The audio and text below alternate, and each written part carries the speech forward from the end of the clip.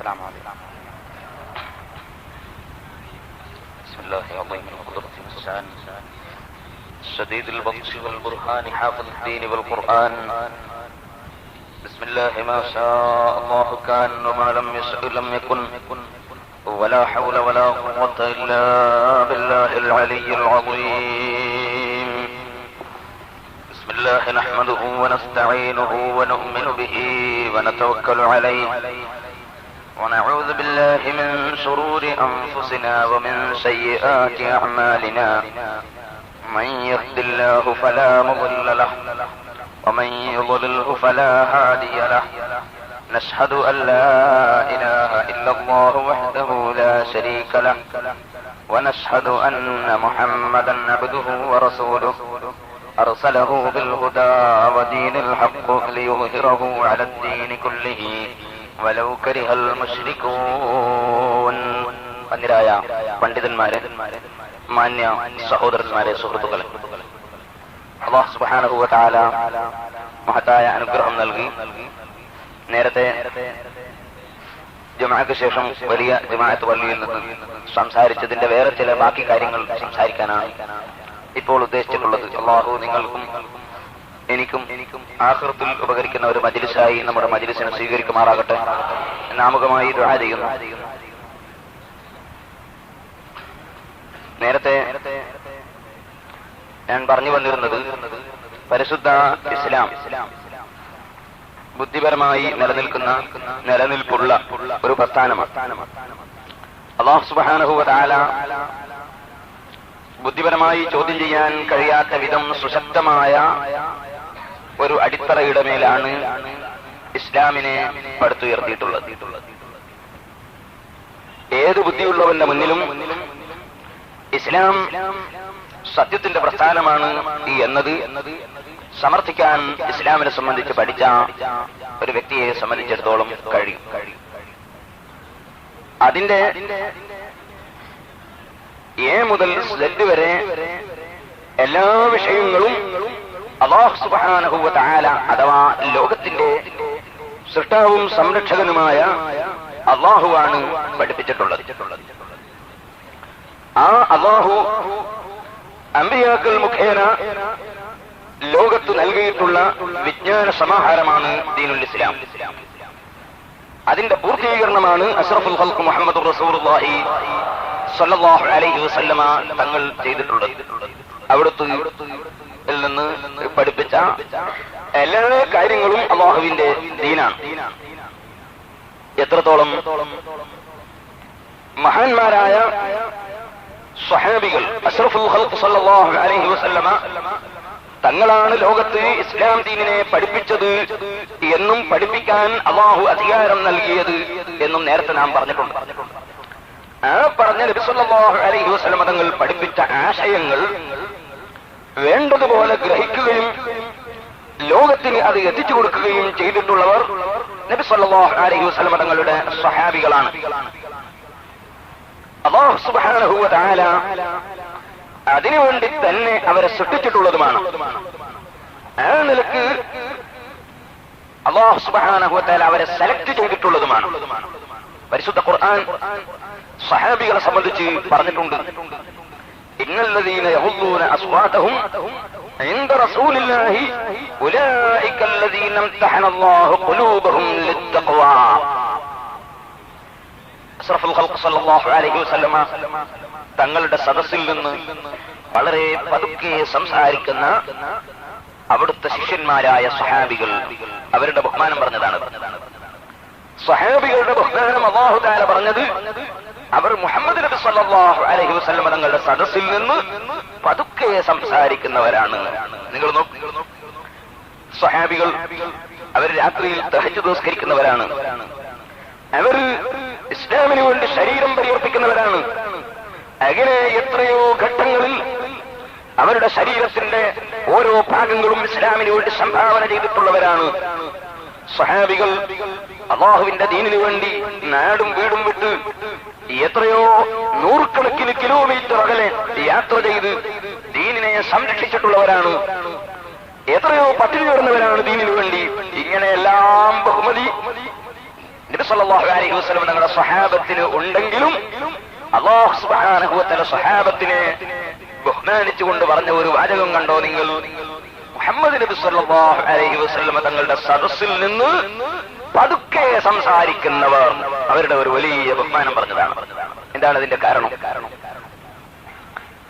അതിന്റെ കാരണം എന്ത് പ്രവർത്തനങ്ങൾ ഭൂമിലോകത്ത് മനുഷ്യൻ സൽക്കർമ്മങ്ങളായി ചെയ്താലും ആ ചെയ്യുന്ന പ്രവർത്തനങ്ങളുടെ എല്ലാം മാനദണ്ഡം, അതിന്റെ എല്ലാം വിജയത്തിന്റെ നിദാനം അഷ്റഫുൽ ഖൽഖ് സല്ലല്ലാഹു അലൈഹി വസല്ലം തങ്ങളെ സംബന്ധിച്ച് അവന്റെ ഹൃദയത്തിൽ ഉണ്ടാകുന്ന സ്നേഹവും ബഹുമാനവുമാണ്. ആ സ്നേഹവും ബഹുമാനവും മനസ്സിലില്ലെങ്കിൽ എത്ര തഹജ്ജുദ് നിസ്കരിച്ചതുകൊണ്ടും, എത്ര യുദ്ധത്തിൽ പങ്കെടുത്തതുകൊണ്ടും, എത്ര തന്നെ സേവനങ്ങൾ അനുഷ്ഠിച്ചതുകൊണ്ടും അവന്റെ ബഹുമതിയൊന്നും പറയാനില്ല. മുഹമ്മദ് നബി സല്ലല്ലാഹു അലൈഹി വസല്ലമ തങ്ങളോട് മനസ്സിന്റെ ഉള്ളിൽ അംഗമുണ്ടോ, ബഹുമാനമുണ്ടോ, എങ്കിലേ മറ്റ് സൽക്കർമ്മങ്ങൾക്കൊക്കെ പ്രസക്തിയുള്ളൂ. അതുകൊണ്ട് തന്നെ സ്വഹാബത്തിന്റെ ബഹുമതി അല്ലാഹു തആല പറയുന്നു, ഇന്നല്ലദീന യഗുള്ളൂന അസ്വാതഹും ഇൻദ റസൂലില്ലാഹ്. അഷ്റഫുൽ ഖൽഖ് സല്ലല്ലാഹു അലൈഹി വസല്ലം തങ്ങളുടെ സദസ്സിൽ നിന്ന് ശബ്ദം വളരെ പതുക്കെയാക്കി സംസാരിക്കുന്ന സ്വഹാബികൾ, അവരുടെ ബഹുമാനം പറഞ്ഞതാണ്. കാരണം വേറൊരായത്തിൽ അല്ലാഹു പറഞ്ഞിട്ടുണ്ട്, യാ അയ്യുഹല്ലദീന ആമനൂ ലാ തർഫഉ അസ്വാതകും ഫൗക സൗത്തിൻ നബി വലാ തജ്ഹറൂ ലഹു ബിൽ ഖൗലി കജഹരി ബഅദികും ലിബഅദ് അൻ തഹ്ബത അമാലുകും വഅൻതും ലാ തശ്ഉറൂൻ.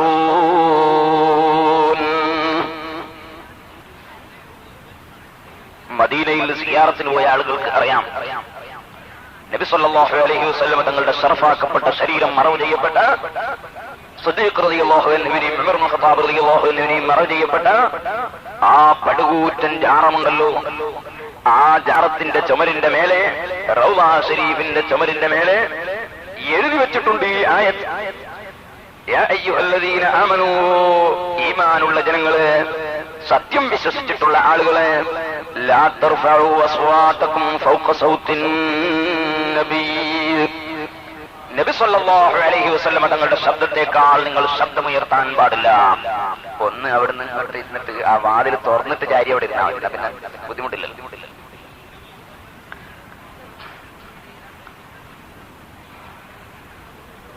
ലാ തർഫഉ അസ്വാതകും ഫൗക സൗത്തിൻ നബി, മുഹമ്മദ് നബി സല്ലല്ലാഹു അലൈഹി വസല്ലം തങ്ങളുടെ ശബ്ദത്തെക്കാൾ നിങ്ങൾ ശബ്ദമുയർത്താൻ പാടില്ല. വലാ തജ്ഹറൂ ലഹു ബിൽ ഖൗൽ, നബി സല്ലല്ലാഹു അലൈഹി വസല്ലം തങ്ങളോട് നിങ്ങൾ ഉറക്കെ സംസാരിക്കാനും പാടില്ല. അവിടുത്തെ ശബ്ദത്തെക്കാൾ ശബ്ദം ഉയരരുത്, സദസ്സിൽ വെച്ച് നബിയോട് ഉറക്കെ പറയാനും പാടില്ല. ഇനി അഥവാ ഒരാള് അല്ലാഹുവിന്റെ റസൂലിനെ ബഹുമാനിക്കാതെ അവിടുത്തെ സദസ്സിൽ നിന്ന് ഉറക്കെ സംസാരിച്ചാൽ വേറൊന്നും വേണമെന്നില്ല. മുഹമ്മദ് നബി സല്ലല്ലാഹു അലൈഹി വസല്ലമ തങ്ങൾ തരണ്ടായിട്ടില്ല, നബിയെ കുറ്റം പറഞ്ഞിട്ടില്ല, നബി അല്ലാഹുവിന് ഭയപ്പെടാത്തവനാണെന്ന് പറഞ്ഞിട്ടില്ല, അല്ലാഹുവിന്റെ കൽപ്പനയ്ക്കെതിരായി ചെയ്ത ആളാണെന്ന് പറഞ്ഞിട്ടില്ല, മുഹമ്മദ് നബി സാധാരണ മനുഷ്യനാണെന്ന് പറഞ്ഞിട്ടില്ല, ഇങ്ങനത്തെ ഒന്നും പറഞ്ഞിട്ടില്ല. നബി സല്ലല്ലാഹു അലൈഹി വസല്ലമ തങ്ങൾ സദസ്സിൽ നിന്ന് സാധാരണ ജനങ്ങളോട് സംസാരിക്കും പോലെ സംസാരിച്ചു. സാധാരണ മനുഷ്യനാണെന്ന് പറഞ്ഞിട്ടില്ല, സാധാരണ ജനങ്ങളോട് സംസാരിക്കുന്നത് പോലെ ശബ്ദം ഉറക്കെ അങ്ങ് സംസാരിച്ചു ഒരാൾ. എന്നാൽ അല്ലാഹുവിന്റെ ഖുർആൻ പറയുന്നു, അൻ തഹ്ബത അഅമാലുകും വഅൻതും ലാ തശ്ഉറൂൻ, നിങ്ങൾ അറിയാത്ത വിധം നിങ്ങളുടെ അമൽ മുഴുവനും പൊളിഞ്ഞു പോകും. അതുവരെ ചെയ്ത നിസ്കാരങ്ങളും നോമ്പും സക്കാത്തും ഹജ്ജും എല്ലാ അമലുകളും പൊളിഞ്ഞു പോകും. ചെയ്ത തെറ്റെന്ത്? നബി സല്ലല്ലാഹു അലൈഹി വസല്ലമ തങ്ങളുടെ സദസ്സിൽ നിന്ന് ശബ്ദം ഉറക്കെയായി സംസാരിച്ചു പോയി, അല്പം ശബ്ദത്തിൽ സംസാരിച്ചു പോയി. എന്നാൽ അതിന്റെ പേരിൽ നിങ്ങളുടെ അമലുകൾ മുഴുവനും പൊളിഞ്ഞു പോകും എന്നാണ് അല്ലാഹുവിന്റെ ഖുർആൻ പറയുന്നത്. കാരണം ഈമാൻ എന്നത് അഷ്റഫുൽ ഖൽഖ് സല്ലല്ലാഹു അലൈഹി വസല്ലം തങ്ങളോടുള്ള സ്നേഹവും നബി സല്ലല്ലാഹു അലൈഹി വസല്ലം തങ്ങളോടുള്ള ബഹുമാനവും അതിനനുസരിച്ചാണ് മനുഷ്യന്റെ ഈമാനുള്ളത്. അതിന് വല്ല കളങ്കവുമുണ്ടോ എങ്കിൽ ഈമാനില്ല, കുഫ്റിന്റെ ലക്ഷണമാണ്. സ്വഹാബത്തിന്റെ ബഹുമതി അല്ലാഹു പറയുന്നത് തന്നെ, ഇന്നല്ലദീന യഗുള്ളൂന അസ്വാതഹും ഇൻദ റസൂലില്ലാഹ്, റസൂലുള്ളാഹി സ്വല്ലല്ലാഹു അലൈഹി വസല്ലം തങ്ങളുടെ സദസ്സിൽ നിന്നും ശബ്ദം പതുക്കെയായി സംസാരിക്കുന്ന സ്വഹാബികൾ, ആളുകൾ. അവർക്കുള്ള പ്രത്യേകത എന്താണ്? ഉലൈകല്ലദീന ഇംതഹനല്ലാഹു ഖുലൂബഹും ലിത്തഖ്വാ. തഖ്വക്ക് വേണ്ടി ഹൃദയങ്ങൾ അല്ലാഹു സുബ്ഹാനഹു വ തആല പരീക്ഷിച്ച് സെലക്ട് ചെയ്തിട്ടുള്ള ആളുകളാണവർ. അല്ലാഹു തആല അവരുടെ ഹൃദയം പരീക്ഷിച്ചു. ശാരീരികമായി ചിലപ്പോൾ ചില ആളുകൾ മനസ്സിലുള്ളതിന് എതിര് പ്രവർത്തിക്കുന്ന ജനങ്ങളെ കാണാം. അതായത് കഠിന വിരോധിന ഇങ്ങനെ സോപ്പിട്ടിട്ട് മേലങ്ങനെ നല്ല സോപ്പിട്ട് മനസ്സിന്റെ ഉള്ളിലാണ് കടുത്ത വെറുപ്പ്, അങ്ങനെ പലരെയും പറ്റിക്കുന്നത് കാണാറുണ്ട്. കാരണം മനുഷ്യൻ ഭൗതികമായ നിലക്ക് മനുഷ്യന്റെ ബാഹ്യമായ ശൈലികളെയാണ് മനസ്സിലാക്കാറുള്ളത്. എന്നാൽ ഇപ്പൊ ഒരു കുട്ടി ഒരു പരീക്ഷയ്ക്ക് ഇരിക്കുമ്പോ അധ്യാപകനെ പറ്റിക്കാൻ കഴിയും, കുറെ കോപ്പി അടിച്ചിട്ട് അല്ലെങ്കിൽ വേറൊരാള് നോക്കി എഴുതിയിട്ട് ഒക്കെ ബാഹ്യമായ പരീക്ഷയിൽ ചിലപ്പോൾ പഠിക്കാതെ ജയിക്കാൻ കഴിയും. എന്നാൽ അല്ലാഹുവിന്റെ പരീക്ഷയിൽ അങ്ങനെ പഠിക്കാതെ ജയിക്കാൻ കഴിയുന്ന പരീക്ഷയല്ല. കാരണം അവൻ രഹസ്യവും പരസ്യവും അറിയുന്നവനാണ്. അതിന്റെ പുറമെ അല്ലാഹു പരീക്ഷിച്ചത് തന്നെ എവിടെയാണ്? ഹൃദയമാണ് പരീക്ഷിച്ചത്. അങ്ങനെ അല്ലാഹു ഹൃദയം പരീക്ഷിച്ചപ്പോൾ തഖ്വക്ക് വേണ്ടി സെലക്ട് ചെയ്തെടുത്തിട്ടുള്ള ആളുകളാണ് സ്വഹാബികൾ എന്നാണ് പരിശുദ്ധ ഖുർആൻ പറയുന്നത്. അവരുടെ ബഹുമതി എടുത്തു പറഞ്ഞതോ മുഹമ്മദ് നബി സല്ലല്ലാഹു അലൈഹി വസല്ലമ തങ്ങളുടെ സദസ്സിൽ നിന്ന് വളരെ പതുക്കെ സംസാരിക്കുന്നവരാണവർ. ആ സ്വഹാബികൾക്കാണ് മുഹമ്മദ് നബി സല്ലല്ലാഹു അലൈഹി വസല്ലമ തങ്ങൾ ഇസ്ലാം ദീനിനെ പഠിപ്പിച്ചു കൊടുത്തിരിക്കുന്നത്. അങ്ങനെ അവർക്ക് കിട്ടിയ വിജ്ഞാനം ലോകത്ത് എത്തിച്ചു കൊടുക്കാൻ വേണ്ടി അല്ലാഹുവിന്റെ റസൂൽ അവർക്ക് അധികാരവും നൽകി. അതാണ് ഹജ്ജത്തുൽ വദാഇന്റെ ദിവസം അൽയൗമ അക്മൽതു ലക്കും ദീനക്കും വഅത്മംതു അലൈക്കും നിഅമതി വറളീതു ലക്കുമുൽ ഇസ്ലാമ ദീനാ എന്ന ആയത്ത് ഇറങ്ങിയപ്പോൾ സ്വഹാബികളോട് നബി സല്ലല്ലാഹു അലൈഹി വസല്ലം തങ്ങൾ പറഞ്ഞിട്ടുള്ളത് ഫൽയുബല്ലിഗു ഷാഹിദുൽ ഗായിബ. എന്റെ സദസ്സിൽ പങ്കെടുത്ത് ഇത് പഠിച്ചിട്ടുള്ള നിങ്ങൾ എന്റെ സദസ്സിൽ പങ്കെടുക്കാൻ കഴിയാത്തവർക്ക് ഈ ദീനിനെ എത്തിച്ചു കൊടുക്കണം, പ്രബോധനം ചെയ്യണം എന്ന് സ്വഹാബികളോട് നബി സല്ലല്ലാഹു അലൈഹി വസല്ലം തങ്ങൾ കൽപ്പിക്കുകയും അങ്ങനെ അവർക്ക് അതിന്റെ അധികാരം കൊടുക്കുകയും ചെയ്തു. അങ്ങനെ ദീന് പ്രചരിപ്പിക്കാനുള്ള അധികാരം നബി സല്ലല്ലാഹു അലൈഹി വസല്ലം തങ്ങൾ നൽകിയത് സ്വഹാബികൾക്കാണ്. ആ സ്വഹാബികൾ എന്താണോ ഇവിടെ ദീനായി പഠിപ്പിച്ചത് അതാണ് അല്ലാഹുവിന്റെ ദീൻ. മുഹമ്മദ് നബി സല്ലല്ലാഹു അലൈഹി വസല്ലം തങ്ങൾ പഠിപ്പിച്ചത് നേരിൽ കണ്ട് അനുഭവത്തിൽ മനസ്സിലാക്കിയതിന് ശേഷം നിങ്ങൾ മറ്റുള്ളവർക്ക് പഠിപ്പിക്കണം എന്ന് അധികാരം കൊടുത്തു പുറത്തിറക്കി ശിഷ്യന്മാരെ. ആ ശിഷ്യന്മാരായ സ്വഹാബികൾ ലോകത്ത് പഠിപ്പിച്ചതെന്തോ അതാണ് അല്ലാഹുവിന്റെ ദീന്. ഞാൻ നേരത്തെ പ്രസംഗിക്കുമ്പോ പറഞ്ഞു, ചില ആളുകൾ അവനവന്റെ പീടികയിൽ കച്ചവടം കുറഞ്ഞു തൊട്ടടുത്ത പീടികയിൽ കച്ചവടം കാണുമ്പോ ആ കച്ചവടം ഇനി എന്റെ പീടികയിലേക്ക് മാറ്റിയെടുക്കാൻ വേണ്ടി വല്ല സിഹിറും ചെയ്യാൻ കഴിയോ എന്ന് ചിന്തിച്ചിട്ട് ഇങ്ങനെ സാഹിര്യങ്ങളെയും നോക്കി സിഹിറിന്റെ പണിക്കാരെയും നോക്കി നടക്കുന്നവരുണ്ട്, കണക്കന്മാരെയും നോക്കി നടക്കുന്ന ആളുകളുണ്ട്. അങ്ങനെ കണക്കന്മാരെടുത്ത് പോകാൻ പാടില്ല. കണക്ക് വെച്ച് നോക്കിയിട്ട് ഇങ്ങനെ സിഹിർ ചെയ്യുന്ന ആളുകളെ സമീപിക്കാൻ പാടില്ല. അതുപോലെ ഉള്ള ഒരു തട്ടിപ്പുകാരെയും സമീപിക്കാൻ പാടില്ല. എന്നാൽ സഹോദരന്മാരെ, അത് നബി സല്ലല്ലാഹു അലൈഹി വസല്ലം തങ്ങൾ പഠിപ്പിച്ചിട്ടുള്ളതാണ്. നമ്മുടെ അമലുകൾ പൊളിഞ്ഞു പോകും. ഒരു കണക്കനെ പോയി, ഒരു കണിയാനെ പോയി, കണിശനെ പോയി സമീപിച്ചു, എന്നിട്ട് അവരിൽ നിന്ന് കണക്ക് വെപ്പിച്ച്, എന്നിട്ട് അവൻ പറയുന്നൊക്കെ വിശ്വസിച്ചു, അങ്ങനെ വിശ്വസിച്ച് നടന്നാൽ ഈമാൻ പൊളിഞ്ഞു പോകും, അമൽ പൊളിഞ്ഞു പോകും. പാടില്ല. അത് വളരെ ഗൗരവത്തോടെ നബി സല്ലല്ലാഹു അലൈഹി വസല്ലം തങ്ങൾ വിരോധിച്ചു. എന്നാൽ അല്ലാഹു സുബ്ഹാനഹു വ തആലയുടെ കാവലിന് വേണ്ടി, അള്ളാഹുവിന്റെ കാവലിന് വേണ്ടി, അള്ളാഹുവിങ്കിൽ നിന്ന് ബറക്കത്ത് ലഭിക്കാൻ വേണ്ടി, അള്ളാഹുവിങ്കിൽ നിന്ന് റിസ്ക് വിശാലതയാകാൻ വേണ്ടി, നമ്മുടെ ജീവിതത്തിൽ ബറക്കത്തുണ്ടാകാൻ വേണ്ടി അതിനൊക്കെ ദിക്റുകൾ ചൊല്ലാം. അള്ളാഹുവിന്റെ അസ്മാകളെ കൊണ്ട് ബഹുമാനിച്ച അസ്മാകൾ എഴുതി വെക്കാം. അങ്ങനത്തെ കാര്യങ്ങളൊക്കെ ചെയ്യാം. പക്ഷേ കണിശന്മാരുടെ അടുക്കൽ പോയിട്ടുള്ള കണക്കുകളും മറ്റും പാടില്ല. വേറെ ഒരാളതിങ്ങി നമ്മളതാക്കി മാറ്റണം എന്ന നിലക്കുള്ള സിഹറും പാടില്ല. നിങ്ങൾ കണ്ടോ, ബഹുമാനപ്പെട്ട സ്വഹാബത്തിന്റെ ജീവിതത്തിൽ നിങ്ങൾക്ക് കാണാം.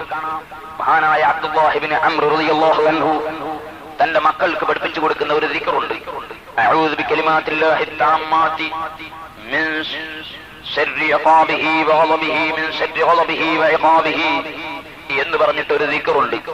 ആ ദിക്ർ അബ്ദുല്ലാഹി ഇബ്നു അംർ റളിയല്ലാഹു അൻഹു മക്കൾക്ക് പഠിപ്പിച്ചു കൊടുക്കാറുണ്ട്. അല്ലാഹുവിന്റെ കലിമത്തുകളെ കൊണ്ട് ഞാൻ കാക്കുന്നു എല്ലാ അള്ളാഹുവിന്റെ കോപമുണ്ടാകുന്ന വിഷയങ്ങളിൽ നിന്നും, അള്ളാഹുവിന്റെ കോപത്തിന് കാരണമാകുന്ന മുഴുവൻ ഷർറുകളിൽ നിന്നും, അള്ളാഹുവിന്റെ ശിക്ഷയിൽ നിന്നും, പിശാചിന്റെ ഷർറിൽ നിന്നുമെല്ലാം ഞാൻ കാക്കുന്നു, പിശാചി ഹാജരാകുന്നതിൽ നിന്നും ഞാൻ കാക്കുന്നു എന്ന് പറയുന്ന ഒരു ദിക്ർ.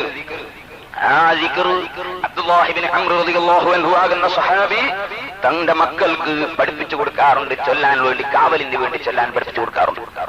എന്ന് മാത്രമല്ല, മക്കളെ കൂട്ടത്തിൽ ബുലുഗാത്ത ചെറിയ കുട്ടികളുണ്ടെങ്കിൽ ആ കുട്ടികൾക്ക് ഈ ദിക്ർ പഠിപ്പിച്ചു കൊടുത്താൽ ചൊല്ലാൻ കഴിയില്ല. അതുകൊണ്ട് അബ്ദുല്ലാഹി ഇബ്നു അംർ റളിയല്ലാഹു അൻഹു തോലിന്റെ കഷ്ണമെടുത്ത് ഈ ദിക്ർ തോലിന്റെ കഷ്ണത്തിൽ എഴുതി എന്നിട്ടത് ചുരുട്ടിയിട്ട് ഇങ്ങനെ കഴുത്തിൽ ഒരു ഉറുക്കാക്കി കെട്ടിക്കൊടുക്കാറുണ്ട് എന്ന് ഇമാം തുർമുദി റളിയല്ലാഹു അൻഹു റിപ്പോർട്ട് ചെയ്ത ഹദീസിൽ കാണാം. ഇപ്പോൾ ചില ആളുകൾ ഇങ്ങനെ അല്ലാഹുവിന്റെ ദിക്റുകൾ മറ്റും എഴുതി കെട്ടുന്നതിനെ വിമർശിച്ച് കഠിനമായി വിമർശിക്കുന്നതായി കാണും. അതുപോലെ മന്ത്രിക്കുന്നതിന് വിമർശിക്കുന്നതായി കാണും. അവർക്ക് വിവരമില്ലാത്തത് കൊണ്ടാണ്. അല്ലാഹു അവർക്ക് കാര്യം മനസ്സിലാക്കി കൊടുക്കുമാറാകട്ടെ എന്ന് അല്ലാഹുവിനോട് നാം ദുആ ചെയ്യുന്നു. നിങ്ങൾ കണ്ടില്ലേ, ഞാൻ 2 ദിവസം മുമ്പ് റൂമിൽ നിന്ന് ഒരാൾ എനിക്കൊരു പുസ്തകം കൊണ്ടുതന്നു. പുസ്തകത്തിന്റെ പേര് ഞാൻ പറയുന്നില്ല, കാരണം അതിന്റെ പ്രചരണം നടത്തൽ എന്റെ ഉദ്ദേശമല്ല. അങ്ങനെ ഈ പുസ്തകം നമ്മുടെ നാട്ടിലുള്ള ഒരു ആൾ എഴുതിയതാണ്. ആ പുസ്തകത്തിൽ ഒരു ചോദ്യം എന്താണെന്നറിയാമോ? ചോദ്യം, മുഹമ്മദ് നബി സല്ലല്ലാഹു അലൈഹി വസല്ലം തങ്ങളുടെ സഹാബികൾ ഫാത്തിഹ ഓതി മന്ത്രിച്ചിട്ട് കൂലി വാങ്ങിയതായി സഹീഹുൽ ബുഖാരിയിൽ ഉണ്ടല്ലോ, അങ്ങനെ മന്ത്രിച്ചിട്ട് കൂലി വാങ്ങാൻ പാടുണ്ടോ എന്നാണ് ചോദ്യം. സഹീഹുൽ ബുഖാരിയിൽ ഹദീസുണ്ട്. നബി സല്ലല്ലാഹു അലൈഹി വസല്ലം തങ്ങളുടെ സഹാബത്ത് ഒരു രാജ്യത്തേക്ക് ചെന്നപ്പോൾ ആ രാജ്യത്തുള്ള ജനങ്ങൾ അവരെ അതിഥികളായി സൽക്കരിക്കുകയോ ഭക്ഷണം കൊടുക്കുകയോ ചെയ്യാതെ അവരെ സ്വീകരിക്കാതിരിക്കുകയും ആ രാജ്യത്തുള്ള നേതാവിനെ വിഷം തീട്ടുകയും അതിന്റെ പേരിൽ നിങ്ങളുടെ കൂട്ടത്തിൽ വല്ലവരും മന്ത്രിക്കുന്ന ആളുണ്ടോ എന്ന് അന്വേഷിച്ചപ്പോൾ വലിയ പ്രതിഫലം തരാതെ ഞങ്ങൾ മന്ത്രിക്കില്ല എന്ന് സ്വഹാബികൾ മറുപടി പറയുകയും അങ്ങനെ ഒരുപാട് ആടുകൾ 30 ചില്ലാനും ആടുകളെ കൂലി കൊടുക്കാമെന്ന് പറഞ്ഞ് ഫാത്തിഹ ഓതി മന്ത്രിച്ചിട്ട് വിഷം ഇറക്കിയ ഒരു സംഭവം സഹീഹുൽ ബുഖാരിയിലുണ്ട്. ആ സംഭവം എടുത്തിട്ടാണ് ചോദ്യം. അതിന് ഇയാൾ മറുപടി പറയുന്നു, അത് മന്ത്രിച്ചിട്ട് കൂലി വാങ്ങിയതല്ല, മറിച്ച് ഒരു രാജ്യത്ത് ഒരാൾ മുസ്ലിമീങ്ങൾ ചെന്നാൽ അവർക്ക് ഭക്ഷണം കൊടുക്കേണ്ട ബാധ്യത ആ നാട്ടിലെ ജനങ്ങൾ കൊണ്ട്, അങ്ങനെ ഭക്ഷണം കൊടുത്തിട്ടില്ലെങ്കിൽ അവരോട് പിടിച്ചു വാങ്ങുന്നതിന് വിരോധമില്ല, അതുകൊണ്ട് ഈ ആട്ടിനെ അങ്ങനെ പിടിച്ചു വാങ്ങിയ വകുപ്പിൽപ്പെട്ടതാണ് എന്നാണ് ഇദ്ദേഹത്തിന്റെ മറുപടി. എന്നാൽ ആ ഹദീസിന്റെ ബാക്കി ഭാഗം അദ്ദേഹം മറച്ചു വെച്ചതാണ്. ആ ഹദീസിന്റെ ബാക്കിയിൽ കാണാം, ഇമാം ബുഖാരി തന്നെ റിപ്പോർട്ട് ചെയ്യുന്ന ഹദീസിൽ കാണാം, സഹോദരന്മാരെ, എന്റെ മുസ്ലിം ചെറുപ്പക്കാര് ശരിക്കും ശ്രദ്ധിക്കണം. ഇപ്പൊ ലോകമൊട്ടാകെ ഖുർആൻ ക്ലാസ്, ഹദീസ് ക്ലാസ് എന്നൊക്കെ പറഞ്ഞിട്ട് പുതിയ പുതിയ പ്രസ്ഥാനക്കാരെ ക്ലാസ് എടുക്കുന്ന കാലമാണ്. പക്ഷേ നിങ്ങൾ മനസ്സിലാക്കണം, അര ക്ലാസ് അല്ലാതെ ഒരിക്കലും ഇതാ ഫുൾ ക്ലാസ്, ഒരിക്കലും ഫുൾ ക്ലാസ് നടക്കാറില്ല. മുഴുവനും ക്ലാസ് പകുതി, ഹദീസ് പകുതി ഓതില്ല, പകുതി അവിടെ മൂടി വെക്കും, ആയത്ത് പകുതി മൂടി വെക്കും. അക്കൂട്ടത്തിലൊന്ന് ഞാനിത് കണ്ടതുകൊണ്ട് മാത്രം പറയുകയാണ്.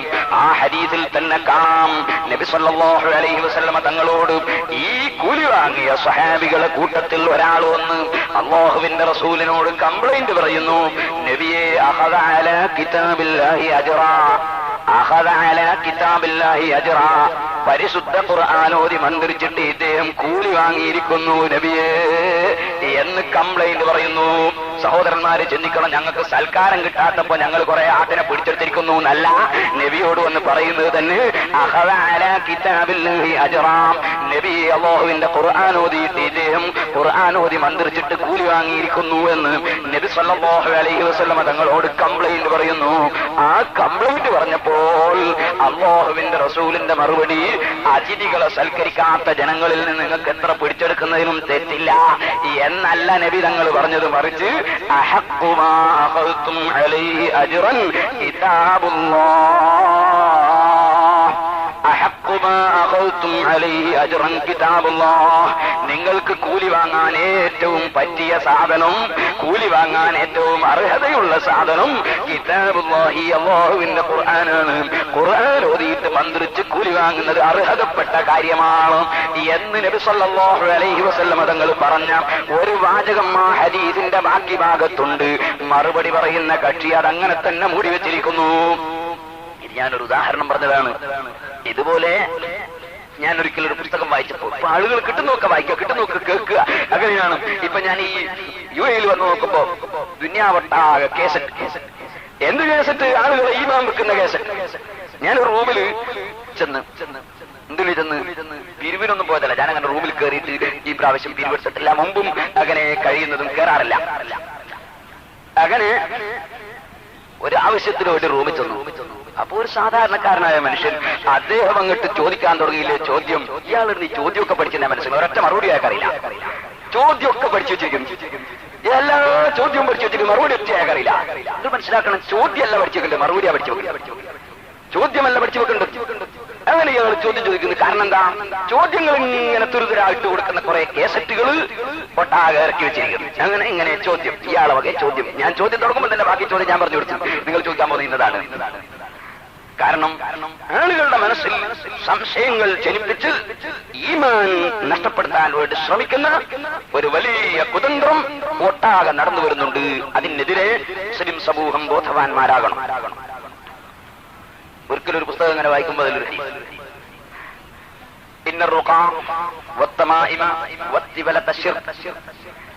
മന്ത്രവും അതുപോലെ ഏലസും അതുപോലെ മറ്റ് ഐക്കല്ലും ഒക്കെ ശിർക്കാണ് എന്ന് പറയുന്ന ഒരു ഹദീസ്.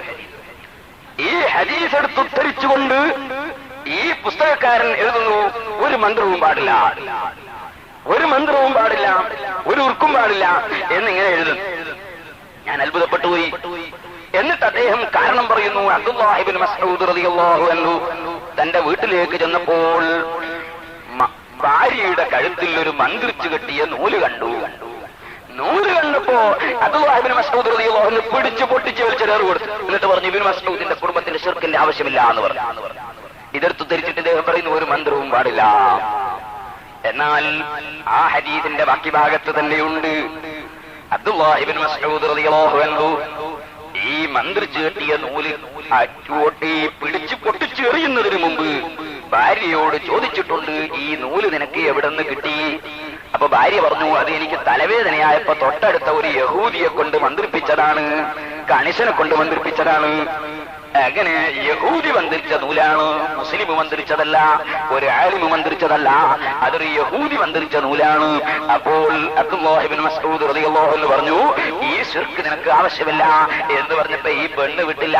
ഭാര്യയാണെന്ന് പറഞ്ഞിട്ട് കാര്യം പെട്ടെന്ന് ഒരു അനുവദിച്ചു തരില്ലല്ലോ, ഇത് കെട്ടിയാൽ എന്റെ തലവേദന സുഖപ്പെടാറുണ്ട് എന്ന് പെണ്ണ് പറഞ്ഞപ്പോൾ അബ്ദുല്ലാഹ് ഇബ്നു മസ്ഊദ് റളിയല്ലാഹു അൻഹു പറയുന്നു, പെണ്ണെ, അതൊരു ശൈത്താനിന്റെ ബുദ്ധിമുട്ടാണ്, ഒരു പിശാചിന്റെ ബുദ്ധിമുട്ടാണ്. ഈ യഹൂദി ഈ നൂല് മന്ത്രിച്ചു തരുമ്പോൾ പിശാചുമായി അവൻ സ്ഥാപിക്കുന്ന ബന്ധം കാരണം കൊണ്ട് തൽക്കാലം പിശാച് അടങ്ങി നിൽക്കുകയാണ്. എന്നാൽ അല്പം കഴിയുമ്പോൾ അല്ലെങ്കിൽ അല്പം ദിവസം കഴിയുമ്പോൾ വീണ്ടും തലവേദന വരും. വീണ്ടും തൽക്കാലം പിശാചുമായുള്ള ബന്ധം കൊണ്ട് അവന്റെ നൂല് കെട്ടിയാലും നിന്നുപോകും. പക്ഷേ അത് നിനക്ക് പാടുള്ളതല്ല. നിനക്ക് ഞാൻ തന്നെ ഒരു മന്ത്രം അങ്ങോട്ട് പഠിപ്പിച്ചു തരാം, അത് നീ അങ്ങ് മന്ത്രിച്ചോ, ഒരു പിശാചിന്റെ ബുദ്ധിമുട്ടും ഉണ്ടാകുന്നതല്ല. അല്ലാഹുമ്മ അദ്ഹിബിൽ ബഅ്സ റബ്ബന്നാസ് ഇശ്ഫി അന്ത ശാഫി ലാ ശിഫാഅ ഇല്ലാ ശിഫാഉക ശിഫാഅൻ ലാ യുഗാദിറു സഖമാ. ഈ മന്ത്രം നീ മന്ത്രിച്ചോ, അത് നബി സല്ലല്ലാഹു അലൈഹി വസല്ലം തങ്ങൾ അവിടുത്തെ ഭാര്യമാരെ മന്ത്രിച്ച മന്ത്രമാണ്. നബി തങ്ങളെ ജിബ്രീൽ അലൈഹിസ്സലാം മന്ത്രിച്ച മന്ത്രമാണ്. അപ്പോൾ അല്ലാഹുവിന്റെ റസൂലും മലക്കുകളും സഹാബത്തും മന്ത്രിച്ച മന്ത്രങ്ങളുണ്ട്, അത് നീ മന്ത്രിച്ചോ. യഹൂദിയുടെ മന്ത്രം വേണ്ട, അത് ശിർക്കിലേക്ക് കൊണ്ടുപോകുന്നതാണ്, അത് വേണ്ട എന്നാണ് അബ്ദുല്ലാഹ് ഇബ്നു മസ്ഊദ് റളിയല്ലാഹു എന്ന് പറഞ്ഞിട്ടുള്ളത്. ഇതുപോലെ സഹോദരന്മാരെ, ഈ ഏലസുകളോ അല്ലെങ്കിൽ ഐക്കല്ലുകളോ പാടില്ലെന്ന് പറഞ്ഞാൽ ഒരു കല്ലിന് ബഹുമാനമുണ്ടെന്ന നിലക്ക് കല്ല് തുളച്ചിട്ട് നമ്മൾ അരയിൽ കെട്ടാൻ പാടില്ല.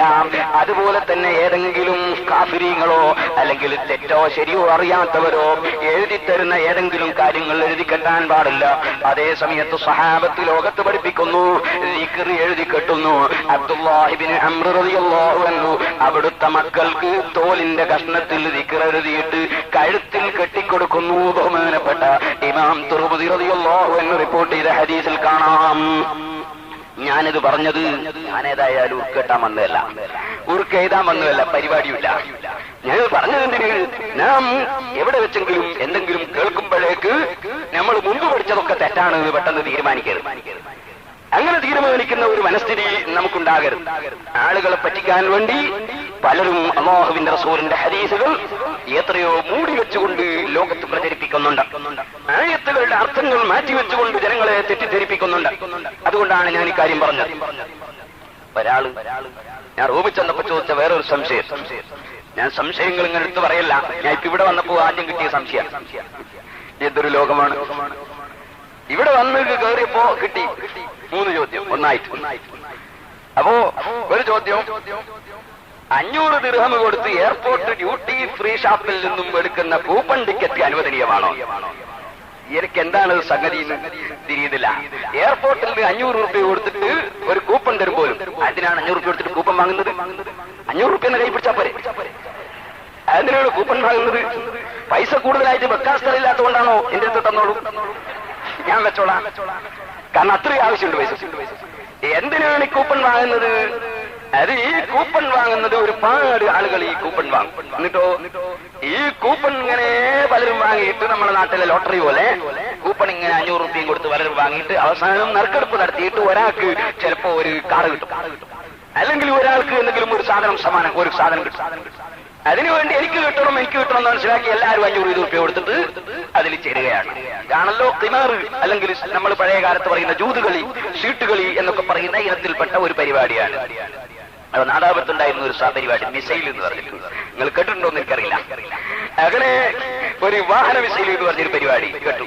സുബ്ഹാനല്ലാഹ്, ഒക്കെ ജൂതുകളിൽപ്പെട്ടതാണ്, മൈസൂരിൽപ്പെട്ടതാണ്. ഇങ്ങനെ ഭാഗ്യം പരീക്ഷിക്കാനുള്ള വേണ്ടി എങ്ങനെ എടുക്കുന്ന പരിപാടി പാടുള്ളതല്ല. അപ്പൊ ചിലർ പറയുന്നത് നമ്മൾപ്പെട്ട പലരും ചെയ്യുന്നുണ്ട്, നമ്മൾപ്പെട്ടവർക്ക് മുസ്ലിമുകളിൽപ്പെട്ടവരോ പാടില്ല എന്നാ ഞാൻ പറഞ്ഞു. പാടുള്ളതല്ല. അപ്പോ ഒരു ചോദ്യത്തിന്റെ കാലമാണ്, അതുകൊണ്ട് പറയാം.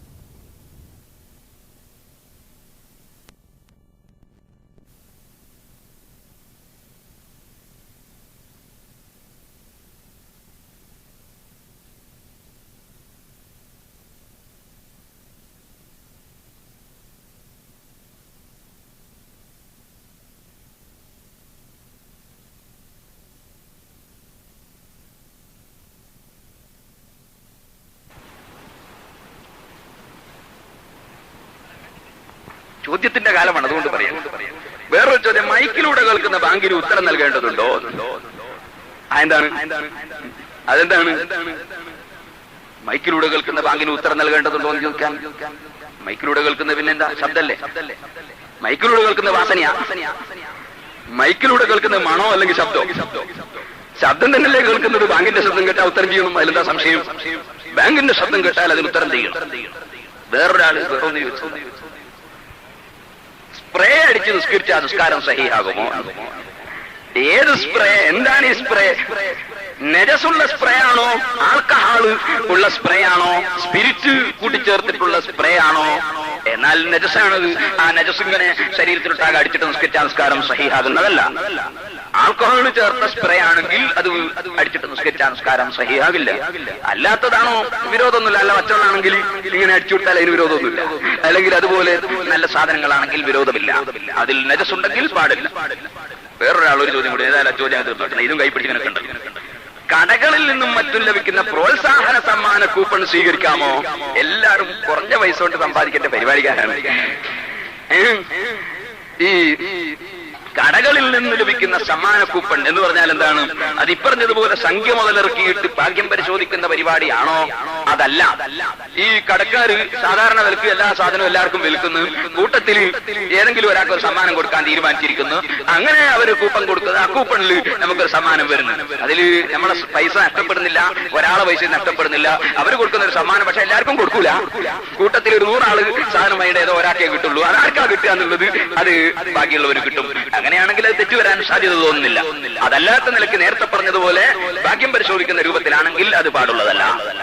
ആ ഭാഗം ഇരിക്കട്ടെ. പറഞ്ഞു വന്നത്, അപ്പോ ഇങ്ങനെ ആളുകൾ ഹൃദയത്തിൽ പല സംശയങ്ങളും എടുത്തിട്ട് ജനങ്ങളെ തെറ്റിദ്ധരിപ്പിക്കുന്ന ഒരു സ്വഭാവം ലോകമൊട്ടാകെ നടന്നു വരുന്നു. ഞാൻ റൂമിൽ ചെന്നപ്പോ ഒരാള് എന്നോട് ചോദിക്കുന്നത്, മുഹമ്മദ് നബി സല്ലല്ലാഹു അലൈഹി വസല്ലമ തങ്ങള് അല്ലെങ്കിൽ ലോകത്ത് കഴിഞ്ഞുപോയ ഔലിയാക്കൾ അവര് ഇബ്രാഹിം നബി അലൈഹി സ്വലാത്തു വസ്സലാമിന്റെ കാലത്ത് ഇബ്രാഹിം നബിയെ തീയിലിടുമ്പോൾ ഇബ്രാഹിം നബിയുടെ കൂടെ ഞാനും ഉണ്ടായിരുന്നു എന്ന് അബ്ദുൽ ഖാദിർ ജീലാനി ഖദ്ദസല്ലാഹു സിർറഹുൽ അസീസ് തങ്ങൾ പറഞ്ഞതായി ഒരു പദ്യം കാണുന്നുണ്ടല്ലോ. ഇബ്രാഹിം നബിയുടെ കാലത്ത് എങ്ങനെ മുഹീദ്ദീൻ ശൈഖ് തീയിലിടുമ്പോ കൂടെ ഉണ്ടാകരുത് എന്നാണ് ചോദ്യം. ഒരാളെ ചോദ്യമാണ്. യഥാർത്ഥത്തിൽ ഖുർആൻ പഠിക്കാത്തത് കൊണ്ടാണ് ആ ചോദ്യം വരുന്നത്. പരിശുദ്ധ ഖുർആനിൽ അല്ലാഹു സുബ്ഹാനഹു വ തആല പറഞ്ഞിട്ടുണ്ട്, ആദം നബി അലൈഹിസ്സലാത്തു വസ്സലാമിനെ സൃഷ്ടിച്ചതിന് ശേഷം ആദം നബി അലൈഹിസ്സലാമിന്റെ മുതുകിൽ നിന്ന് എല്ലാ ആളുകളെയും അല്ലാഹു തആല പുറത്തേക്ക് കൊണ്ടുവന്നു. മുഴുവൻ ആളുകളെയും. വൈദ് അഖ്റജ റബ്ബുക മിൻ ബനി ആദമ, ആദം നബി അലൈഹിസ്സലാത്തു വസ്സലാമിന്റെ മുതുകിൽ നിന്ന് അല്ലാഹു സുബ്ഹാനഹു വ തആല പുറത്തേക്ക് കൊണ്ടുവന്നു. ആരെ?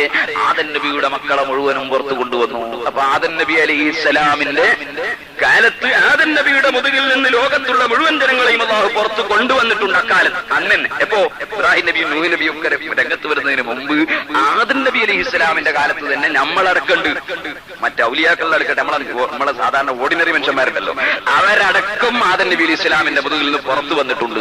എന്നിട്ടോ അല്ലാഹു സുബ്ഹാനഹു വ തആല മുഴുവൻ ആളുകളോടും അവിടെ വെച്ചൊരു ചോദ്യം ചോദിച്ചിട്ടുണ്ട്.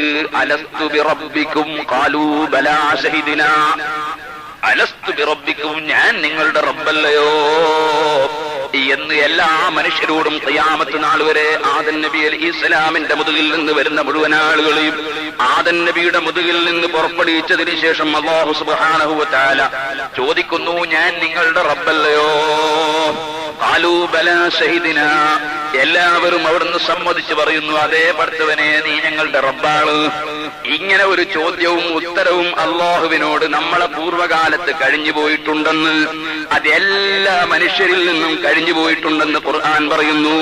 സഹോദരന്മാരെ, ഞാൻ ജനിച്ചതെപ്പോഴാണെന്നറിയോ? 1960-ലാണ്. പക്ഷേ അല്ലാഹു ഖുർആനിൽ പറയുന്നു, ഞാൻ മുമ്പുണ്ടായിരുന്നു. എന്നിട്ട് ഞാനുമായി അല്ലാഹു തആല എന്നോട് ചോദിച്ചിരുന്നു, അലസ്തു ബി റബ്ബിക്കും, നിന്റെ റബ്ബാനാണോ എന്ന് ചോദിച്ചിരുന്നു. അത് അല്ലാഹുവാണെന്ന് ഞാൻ മറുപടി പറഞ്ഞിരുന്നു. എപ്പോ? ആദം നബിയെ പടച്ചപ്പോ അന്ന് 960 ആയിട്ടില്ല.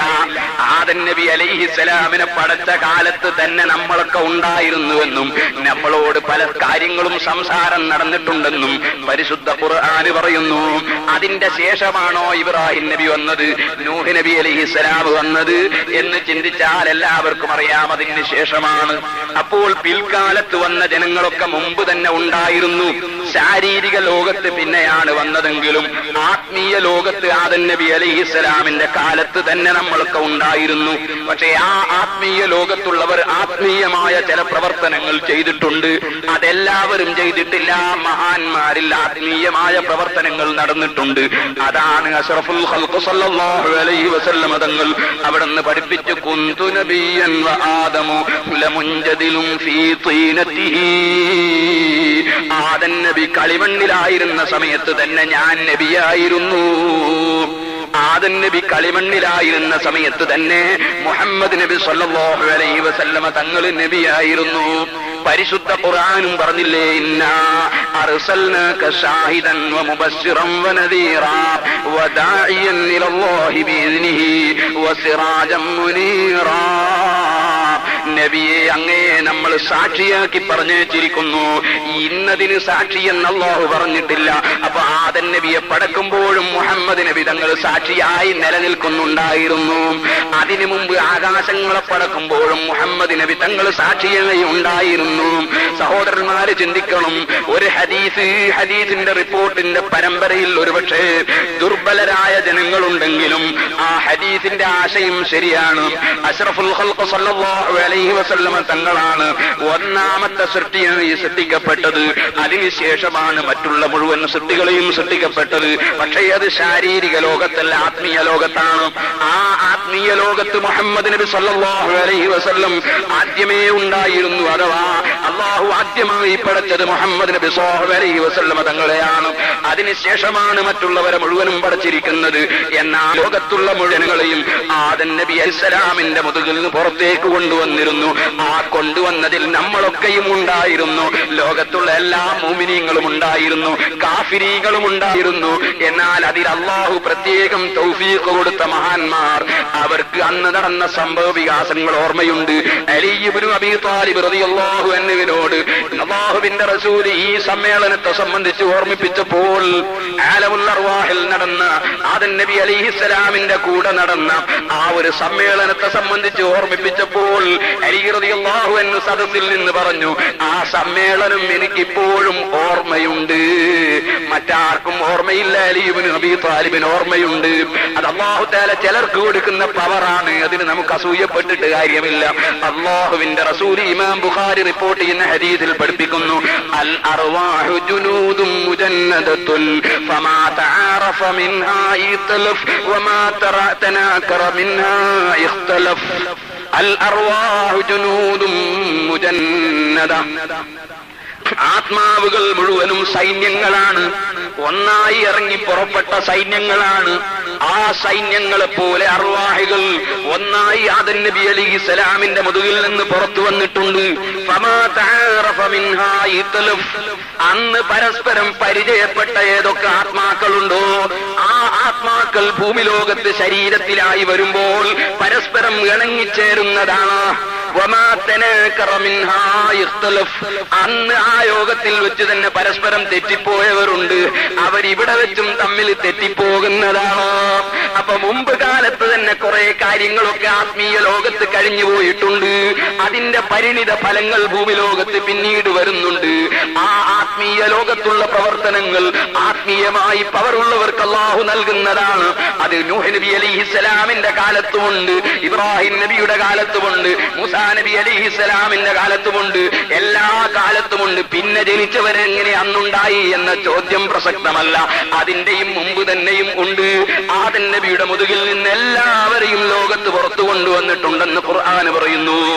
ഞാനിത് പറയാൻ കാരണം എന്താണ് ഖുർആൻ എന്ന് പഠിക്കാതെ, എന്താണ് ഹദീസ് പഠിപ്പിച്ചതെന്നറിയാതെ പൂർവ്വകാലത്തുള്ള വിശ്വാസാചാരങ്ങളെ മുഴുവനും ചോദ്യം ചെയ്ത് മുസ്ലിം സമുദായത്തിൽ ഭിന്നിപ്പുണ്ടാക്കാൻ ശ്രമിക്കുന്നവരുണ്ട്. സഹോദരന്മാരെ, ആ ഒരു കൂട്ടത്തിൽ നമ്മളുടെ അറിവുകേട് കൊണ്ട് നാം പെട്ടുപോകരുതെന്ന് മനസ്സിലാക്കി കാര്യം ഓർമ്മിപ്പിച്ചതാണോ? എന്നോടൊരാൾ പറഞ്ഞ ആളെന്നെ ചോദിച്ചു വേറൊരു സംശയം. അതായത് മുഹമ്മദ് നബി സല്ലല്ലാഹു അലൈഹി വസല്ലമ തങ്ങൾക്ക് മറഞ്ഞ കാര്യങ്ങളൊക്കെ അള്ളാഹു അറിയിച്ചു കൊടുക്കുന്നുവെങ്കിൽ പിന്നീട് വരുന്ന കാര്യമൊക്കെ മുൻകൂട്ടി പറയാൻ നബിതങ്ങൾക്ക് കഴിയുന്നുവെങ്കിൽ മേലാൽ വരുന്ന വിഷയം പറഞ്ഞോവർ അള്ളാഹുവിന്റെ ഔലിയായിനും അമ്പിയായിനും അള്ളാഹു തആല കൊടുക്കുന്ന ഒരു കഴിവാണ് പിൽക്കാലത്ത് വരുന്ന കാര്യം മുൻകൂട്ടി പറയാനുള്ള കഴിവ്. അങ്ങനെ ഒരു മുഹമ്മദ് നബി സല്ലല്ലാഹു അലൈഹി വസല്ലമ തങ്ങൾക്കുണ്ടെങ്കിൽ ഇയാൾ ചോദിക്കുന്ന സംശയം, മുഹമ്മദ് നബി സല്ലല്ലാഹു അലൈഹി വസല്ലമ തങ്ങളുടെ അടുക്കൽ കുറെ ആളുകൾ വന്നിട്ട് പറഞ്ഞു, നബിയെ ഞങ്ങൾക്ക് ഖുർആൻ പഠിപ്പിക്കാൻ വേണ്ടി കുറച്ച് ആളെ പറഞ്ഞു ചേർന്നു. അപ്പൊ അല്ലാഹുവിന്റെ റസൂൽ കുറച്ച് സഹാബികൾ ഖുർആൻ പഠിപ്പിക്കാൻ വേണ്ടി പറഞ്ഞു. അവര് വഴിക്കെത്തിയപ്പോൾ ഈ കൊണ്ടുപോയ ആളുകൾ ചതിച്ചു കൊന്നുകളഞ്ഞു ഈ സഹാബികളെ മുഴുവനും. എങ്ങനെ ഇവരെ മുഴുവനും ചതിച്ചു കൊന്നുകളഞ്ഞു. ആ കൊന്നുകളഞ്ഞതിന്റെ പേരിൽ അല്ലാഹുവിന്റെ റസൂൽ അങ്ങേയറ്റം വേദനിച്ച് അങ്ങനെ അല്ലാഹുവിനോട് ദുആ ചെയ്തു, ഒരുപാട് ദുആ ചെയ്തു. കൂട്ടത്തിൽ 5 വഖത്ത് നിസ്കാരത്തിലും നബി സല്ലല്ലാഹു അലൈഹി വസല്ലം തങ്ങൾ ഖുനൂത്ത് ഓതി ദുആ ചെയ്തു അവർക്കെതിരെ. അങ്ങനെ ദുആ ചെയ്തത് ഇമാം ബുഖാരി റളിയല്ലാഹു അൻഹു റിപ്പോർട്ട് ഹദീസിലുണ്ട്.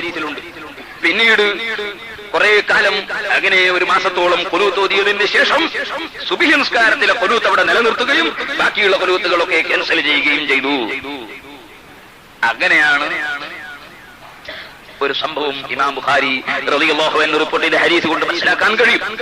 എന്നാൽ അതുപോലെ ഇമാം ഹാക്കിം റളിയല്ലാഹു അൻഹു റിപ്പോർട്ട് ചെയ്ത ഹദീസ്, അങ്ങനെ തുടങ്ങിയ ഹദീസിന്റെ ഗ്രന്ഥങ്ങളൊക്കെ കൂടി വെച്ച് മനസ്സിലാക്കുമ്പോൾ ഇത് ഗ്രഹിക്കാൻ കഴിയും. ഇമാം നവവി റഹ്മത്തുള്ളാഹി അലൈഹി തങ്ങൾ അവിടുത്തെ ശർഹുൽ മുഹദ്ദബിൽ അത് വളരെ വ്യക്തമായി രേഖപ്പെടുത്തി വെച്ചിട്ടുണ്ട്.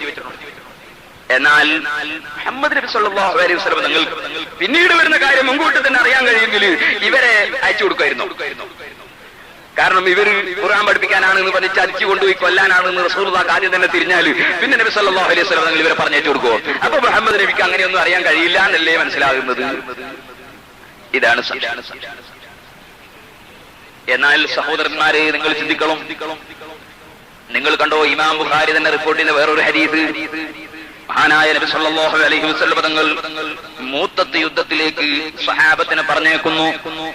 അങ്ങനെ പറഞ്ഞേക്കുമ്പോൾ അല്ലാഹുവിന്റെ റസൂൽ സ്വഹാബത്തിനോട് പറയുന്നു, ഇതാ സെയ്ദ് ഇബ്നു ഹാരിസ് റളിയല്ലാഹു അൻഹു കൊടിപിടിക്കട്ടെ.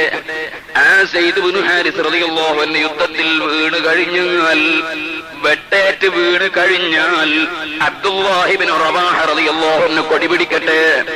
ആ അബ്ദുല്ലാഹി ഇബ്നു റവാഹ റളിയല്ലാഹു അൻഹു വീണ് കഴിഞ്ഞാൽ ജാഫർ ഇബ്നു അബീ ത്വാലിബ് റളിയല്ലാഹു അൻഹു കൊടിപിടിക്കട്ടെ. അദ്ദേഹവും വീണ് കഴിഞ്ഞാൽ പിന്നെ എന്ത് ചെയ്യണം എന്നതിന് ഇന്ന വ്യക്തി എന്ന് നബി സല്ലല്ലാഹു അലൈഹി വസല്ലം പറയുന്നില്ല. ഇമാം ബുഖാരി റിപ്പോർട്ട് ചെയ്യുന്നു, ഈ 3 സഹാബികളും ഗുരുനാഥനായ നബിയിൽ നിന്ന് ഇറങ്ങിപ്പോകുമ്പോ മൂന്നാൾക്കും അറിയാം പോകുന്നത് മരിക്കാനാണ്. കാരണം റസൂലുള്ളാഹി സ്വല്ലല്ലാഹു അലൈഹി വസല്ലം തങ്ങൾ പറഞ്ഞത് തന്നെ, ഇയാള് വെട്ടേറ്റ് വീണ് കഴിഞ്ഞാൽ മറ്റേയാള് കൊടി പിടിക്കട്ടെ, ഉറച്ചില്ലേ വീഴുമെന്ന കാര്യം ഉറപ്പാണ്. അയാള് വീണാ മറ്റേയാള് പിടിക്കട്ടെ, ഇയാളും വീഴുമെന്ന് ഉറപ്പാണ്. അയാള് വീണാ വേറെ ആള് പിടിക്കട്ടെ, അതും ഉറപ്പാണ്. ഈ 3 സ്വഹാബത്തിനും ഖണ്ഡിതമായി ഉറപ്പുണ്ട്, ഞങ്ങൾ ഈ യുദ്ധത്തിൽ ഷഹീദാകുമെന്നാണ് നബി സല്ലല്ലാഹു അലൈഹി വസല്ലം യുദ്ധത്തിന് പറഞ്ഞേച്ചത്. പോയാൽ കൊന്നുപോകുമെന്ന കാരണം കൊണ്ട് അവരെ വീട്ടിലിരുത്തിക്കൂടായിരുന്നോ? ശിഷ്യന്മാരെ എണ്ണം കുറക്കാൻ നബി ഉദ്ദേശിച്ചിരുന്നോ? കാരണം അതല്ല, ആദ്യം നബിയെ പഠിക്കാത്തതാണ് ഈ സംശയം. ആരാണ് മുഹമ്മദ് നബി സല്ലല്ലാഹു അലൈഹി വസല്ലം തങ്ങളെന്ന് ആദ്യം പഠിക്കണം. വന്നജ്മി ഇദാ ഹവാ മാ വല്ല സാഹിബുക്കും വമാ വവാ വമാ യൻതിഖു അനിൽ ഹവാ ഇൻ ഹുവ ഇല്ലാ വഹ്യുൻ യൂഹാ. മുഹമ്മദ് നബി സല്ലല്ലാഹു അലൈഹി വസല്ലമ തങ്ങൾ സ്വന്തമായി ഒരു കാര്യം പറയുന്ന വ്യക്തിയല്ല, സ്വന്തമായ ഒരു ഓർഡർ പുറപ്പെടുവിക്കുന്ന വ്യക്തിയല്ല, സ്വന്തമായ ഒരു കാര്യം തീരുമാനിക്കുന്ന വ്യക്തിയല്ല. പിന്നെയോ അല്ലാഹുവിന്റെ റസൂലിന്റെ ഓരോ ഓർഡറുകളും ഓരോ തീരുമാനങ്ങളും, ഒരാളെ പറഞ്ഞേക്കുന്നതും ഒരാളെ പറഞ്ഞേക്കാതിരിക്കുന്നതും ഒരാളെ നിർത്തുന്നതും ഒരാളെ അയക്കുന്നതുമെല്ലാം അല്ലാഹുവിങ്കൽ നിന്നുള്ള ഓർഡർ പ്രകാരമാണ്. അവിടെ മരിക്കുമോ ഇല്ലേ എന്നത് നോക്കിയിട്ടല്ല, പോയാ മടങ്ങി വരുമോ ഇല്ലേ എന്നത് നോക്കിയിട്ടല്ല, മടങ്ങി വന്നാലും വന്നില്ലെങ്കിലും ആരെയാണോ പറഞ്ഞേക്കാൻ അല്ലാഹുവിന്റെ ഓർഡർ ഉള്ളത് അവരെ പറഞ്ഞേക്കുന്നു. മരിക്കുമെന്നുറപ്പുണ്ടായാലും പറഞ്ഞേക്കുന്നു, ചതിക്കുമെന്നുറപ്പുണ്ടായിരുന്നാലും പറഞ്ഞേക്കുന്നു.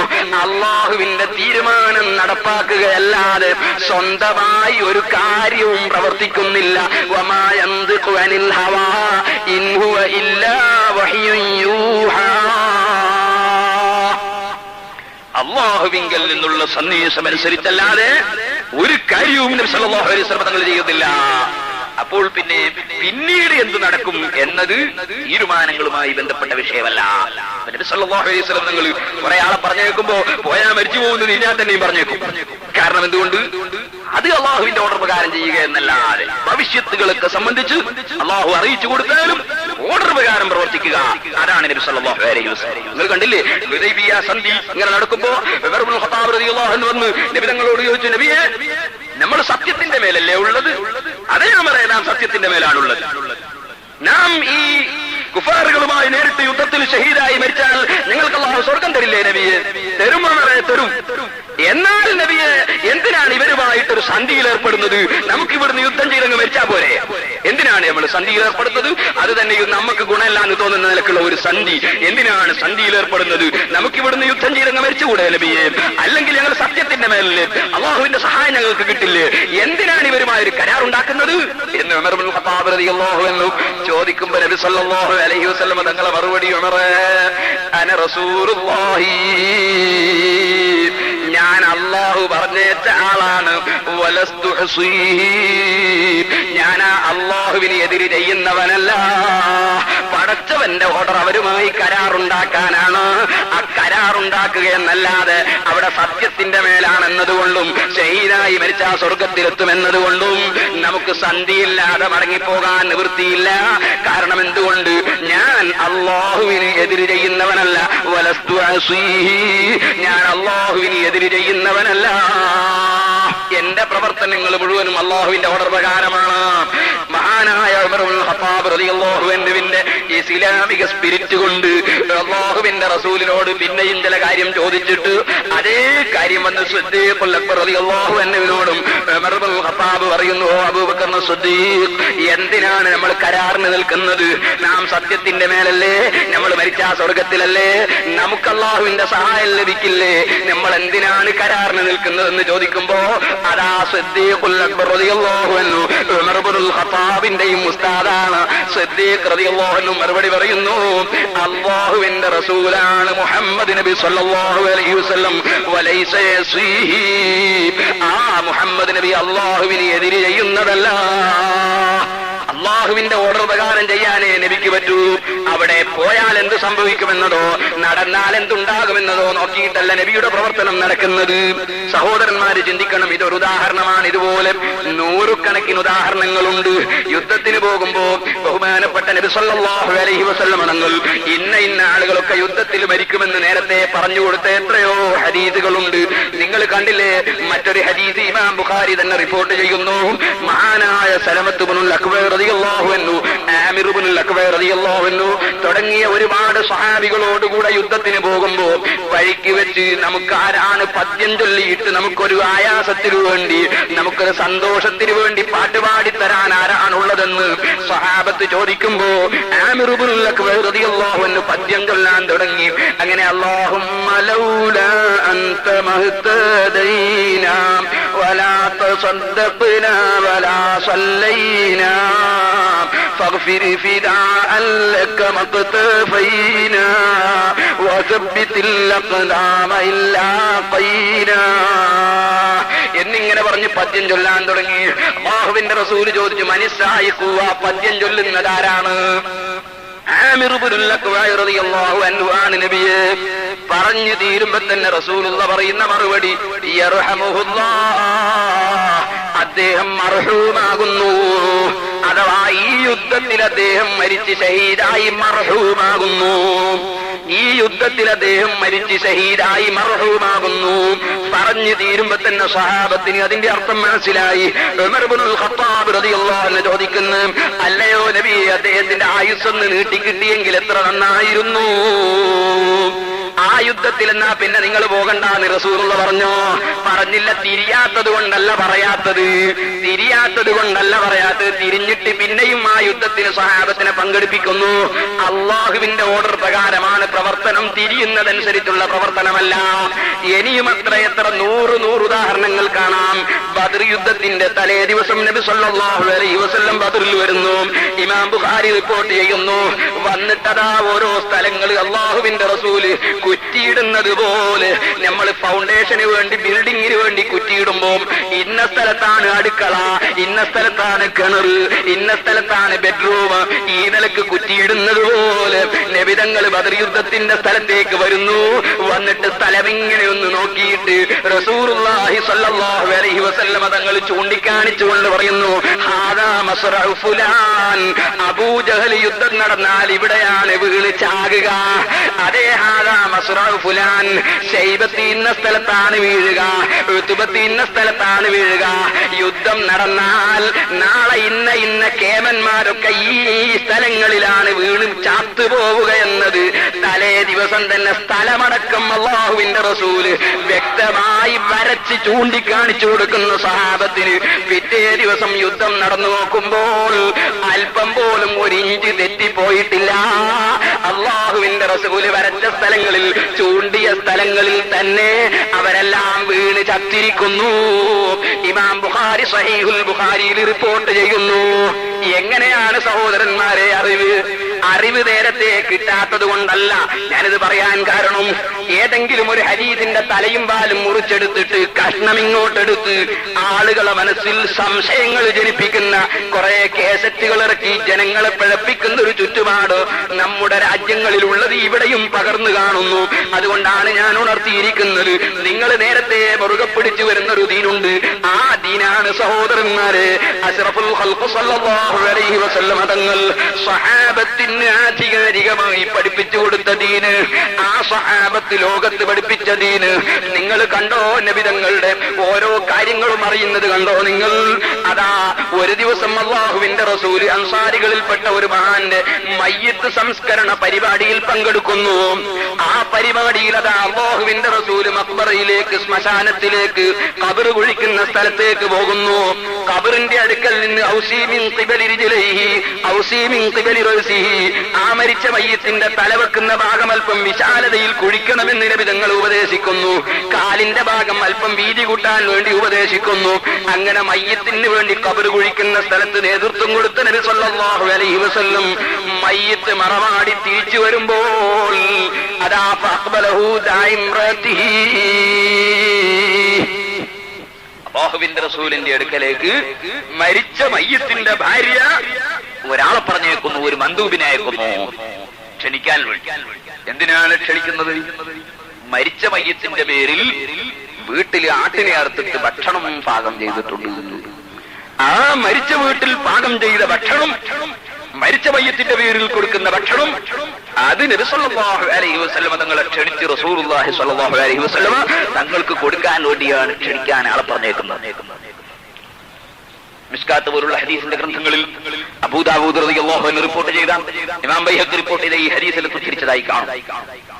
അങ്ങനെ ഫഅഖ്ബലഹു ദാഇംറതിഹി, നബി സല്ലല്ലാഹു അലൈഹി വസല്ലം തങ്ങളുടെ അടുക്കലേക്ക് അദ്ദേഹത്തിന്റെ ഭാര്യയെ ക്ഷണിക്കാൻ വേണ്ടി ആളെ പറഞ്ഞേച്ചു.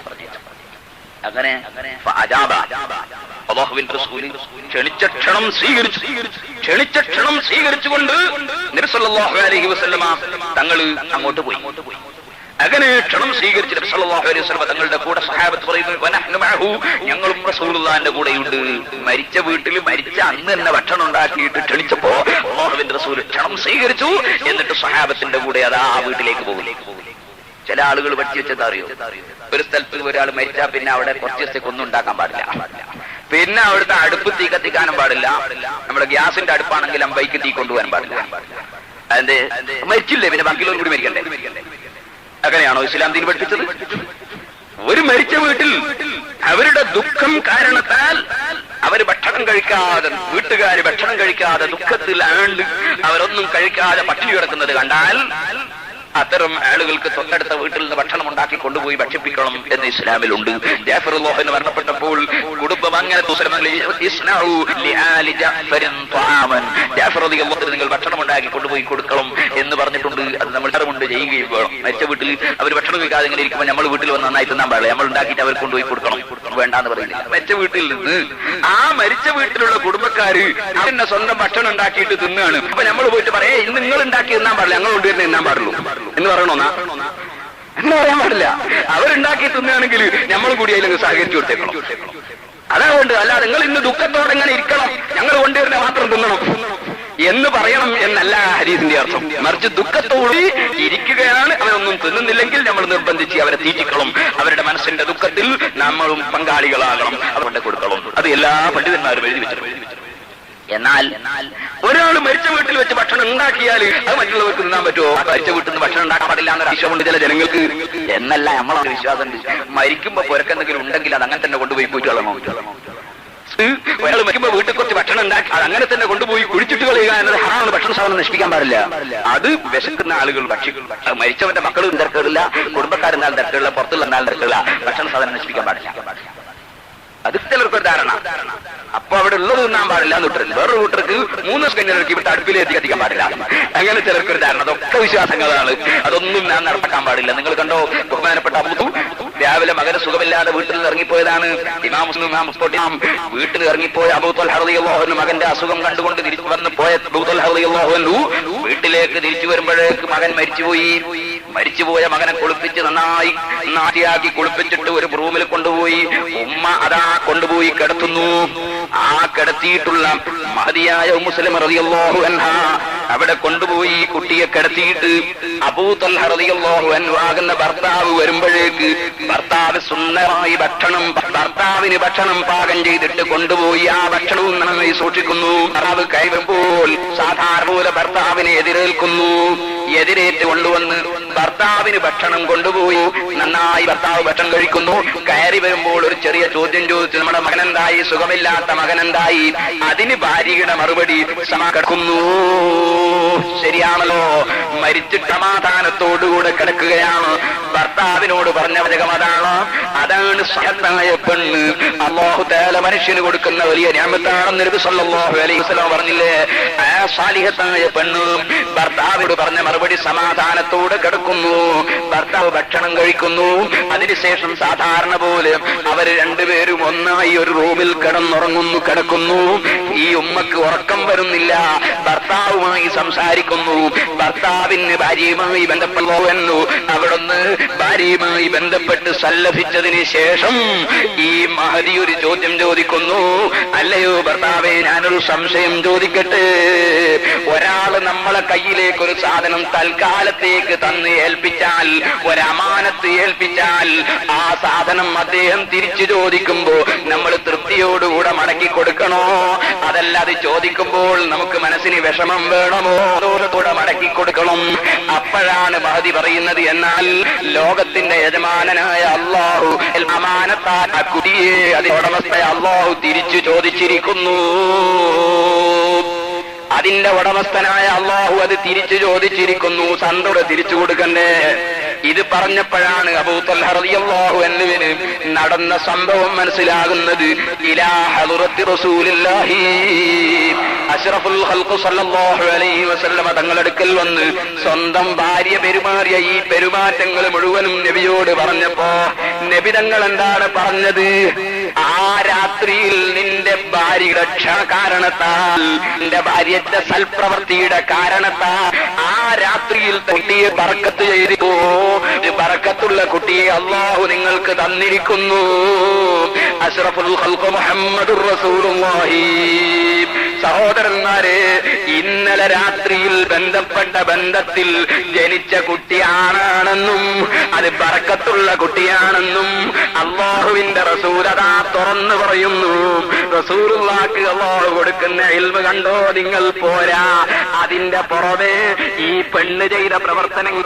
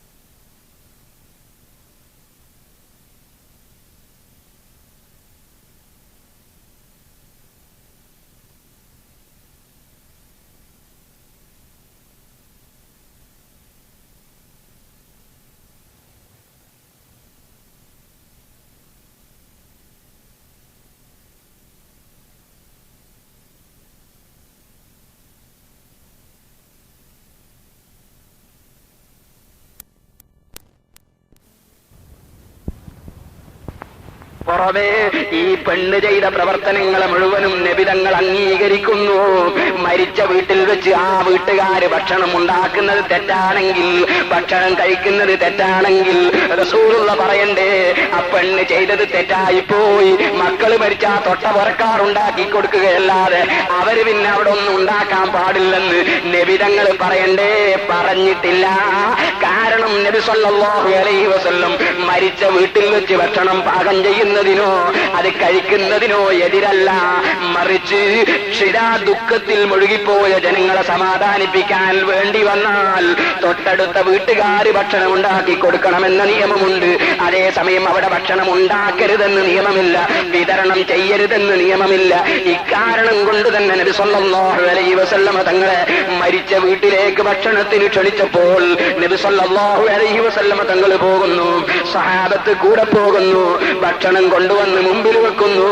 അല്ലാഹുവിന്റെ റസൂല് ഭക്ഷണം അതാ കൈകൊണ്ടെടുത്ത് തുടങ്ങുന്നു. ഭക്ഷണം കഴിക്കുമ്പോൾ അതിന്റെ ആദാബുകളിൽപ്പെട്ടതാണ്. ഭക്ഷണത്തിന്റെ സദസ്സിൽ ഒരു ബഹുമാനിക്കപ്പെടുന്ന വ്യക്തിയുണ്ടെങ്കിൽ അദ്ദേഹമാണ് ഭക്ഷണം കഴിക്കാൻ തുടങ്ങേണ്ടത്. അത് ഈ ഭക്ഷണത്തിന്റെ അദബുകളിൽപ്പെട്ടതാണ്. നമ്മൾ ഒന്നായി പോയി ഇരുന്നാൽ ചില ആളുകൾക്ക് തിരക്ക് കൂടുതലാണ് എന്ന് പറഞ്ഞാൽ ഭക്ഷണം കഴിക്കാഞ്ഞിട്ടൊന്നുമില്ല. എങ്ങനെ വന്നാലും ഭക്ഷണമൊക്കെ ഇങ്ങനെ കൊണ്ടാക്കുമ്പോൾ തന്നെ വേറെ ചില ആളുകൾ പപ്പടം ഓരോന്ന് കഷ്ണം ഇങ്ങനെ എടുത്ത് തിന്നാൻ തുടങ്ങും, വേറെ ചിലർ ഇങ്ങനെ ഇല എടുത്ത് തിന്നാൻ തുടങ്ങും. എന്നാൽ ഭക്ഷണം തുടങ്ങുമ്പോൾ ആ സദസ്സിൽ ഒരു ആദരിക്കപ്പെടുന്ന സാലിഹായ മനുഷ്യനുണ്ടെങ്കിൽ അദ്ദേഹത്തെ കൊണ്ടാണ് തുടങ്ങിക്കേണ്ടത്, അല്ലെങ്കിൽ വീട്ടുകാരനാണ് തുടങ്ങേണ്ടത്. സാലിഹീങ്ങൾ ഉണ്ടാകുമ്പോൾ അവരാ തുടങ്ങുന്നത്. അപ്പൊ അവർ തുടങ്ങുന്നവരെ നമ്മൾ കാത്തു നിൽക്കുക എന്നത് അദബാണ്. പരിശുദ്ധ ഇസ്ലാമിൽ എല്ലാ നിയമങ്ങളുണ്ട്. അക്കൂട്ടത്തിൽ ഭക്ഷണം കഴിക്കുന്ന സ്ഥലത്ത് 100 നിയമങ്ങളുണ്ട്. എത്രത്തോളം അറിയോ? ബഹുമാനപ്പെട്ട പണ്ഡിതന്മാർ അവരുടെ ഗ്രന്ഥങ്ങൾ രേഖപ്പെടുത്തിയത് കാണും. ഭക്ഷണം കഴിക്കുമ്പോ നിന്റെ മുന്നിൽ നിന്ന് നീ തിന്നണം. എന്നാൽ ഒരു 4 ആളുണ്ട്, 4 ആൾക്ക് ഒരു 4 കഷ്ണം പൊരിച്ചിട്ട് കൊണ്ടുവന്ന് വെച്ചിട്ടുണ്ട്, മത്സ്യത്തിന്റെ കഷ്ണം. എന്നാൽ ഈ 4-ൽ നിന്ന് ഓരോന്ന് മാത്രമേ എടുക്കൽ ജായിസാവുള്ളൂ. 4 ആൾക്ക് 4 കഷ്ണം ഉണ്ടെങ്കിൽ മറ്റോ കൈ വീഴുമ്പോഴേക്ക് മറ്റേ കഷ്ണം കൂടി തിന്നുകയാണ് മനസ്സിലാക്കാൻ പാടില്ല. മനസ്സിലാക്കിയാലും ഇല്ലെങ്കിലും ഒറ്റ കഷ്ണം ഇവർ ജായിസാവുള്ളൂ എന്നാണ് ശറഈന്റെ നിയമം. ഒരു കഷ്ണേ അവർ തിന്നാൻ പാടും, മറ്റത് അവന് വേണ്ടി വെച്ചോളണം. സൽക്കാരത്തിന് പോയാൽ സൽക്കരിക്കപ്പെടുന്ന ഒരു വ്യക്തി ഉണ്ടാവും, ബാക്കിയുള്ളവർക്ക് കൂട്ടുകാരായി. അതായത് ഇപ്പോ നമ്മളൊരു വലിയ ഒരു മഹാനെ വിളിച്ച്, ഒരു സയ്യിദിനെ, ഒരു തങ്ങളെ വിളിച്ച് സൽക്കരിക്കുകയാണ്. എന്നാൽ ആ തങ്ങളെയാണ് സൽക്കരിക്കുന്നത്, ബാക്കിയുള്ളവരൊക്കെ കൂട്ടത്തിൽ ക്ഷണിച്ചതാ. എന്നാൽ അയാൾ വന്നിരിക്കുന്നവരെ നമ്മൾ കാത്തിക്കണം. അയാളങ്ങനെ വരട്ടെ എന്ന് മനസ്സിലാക്കാൻ പാടില്ല.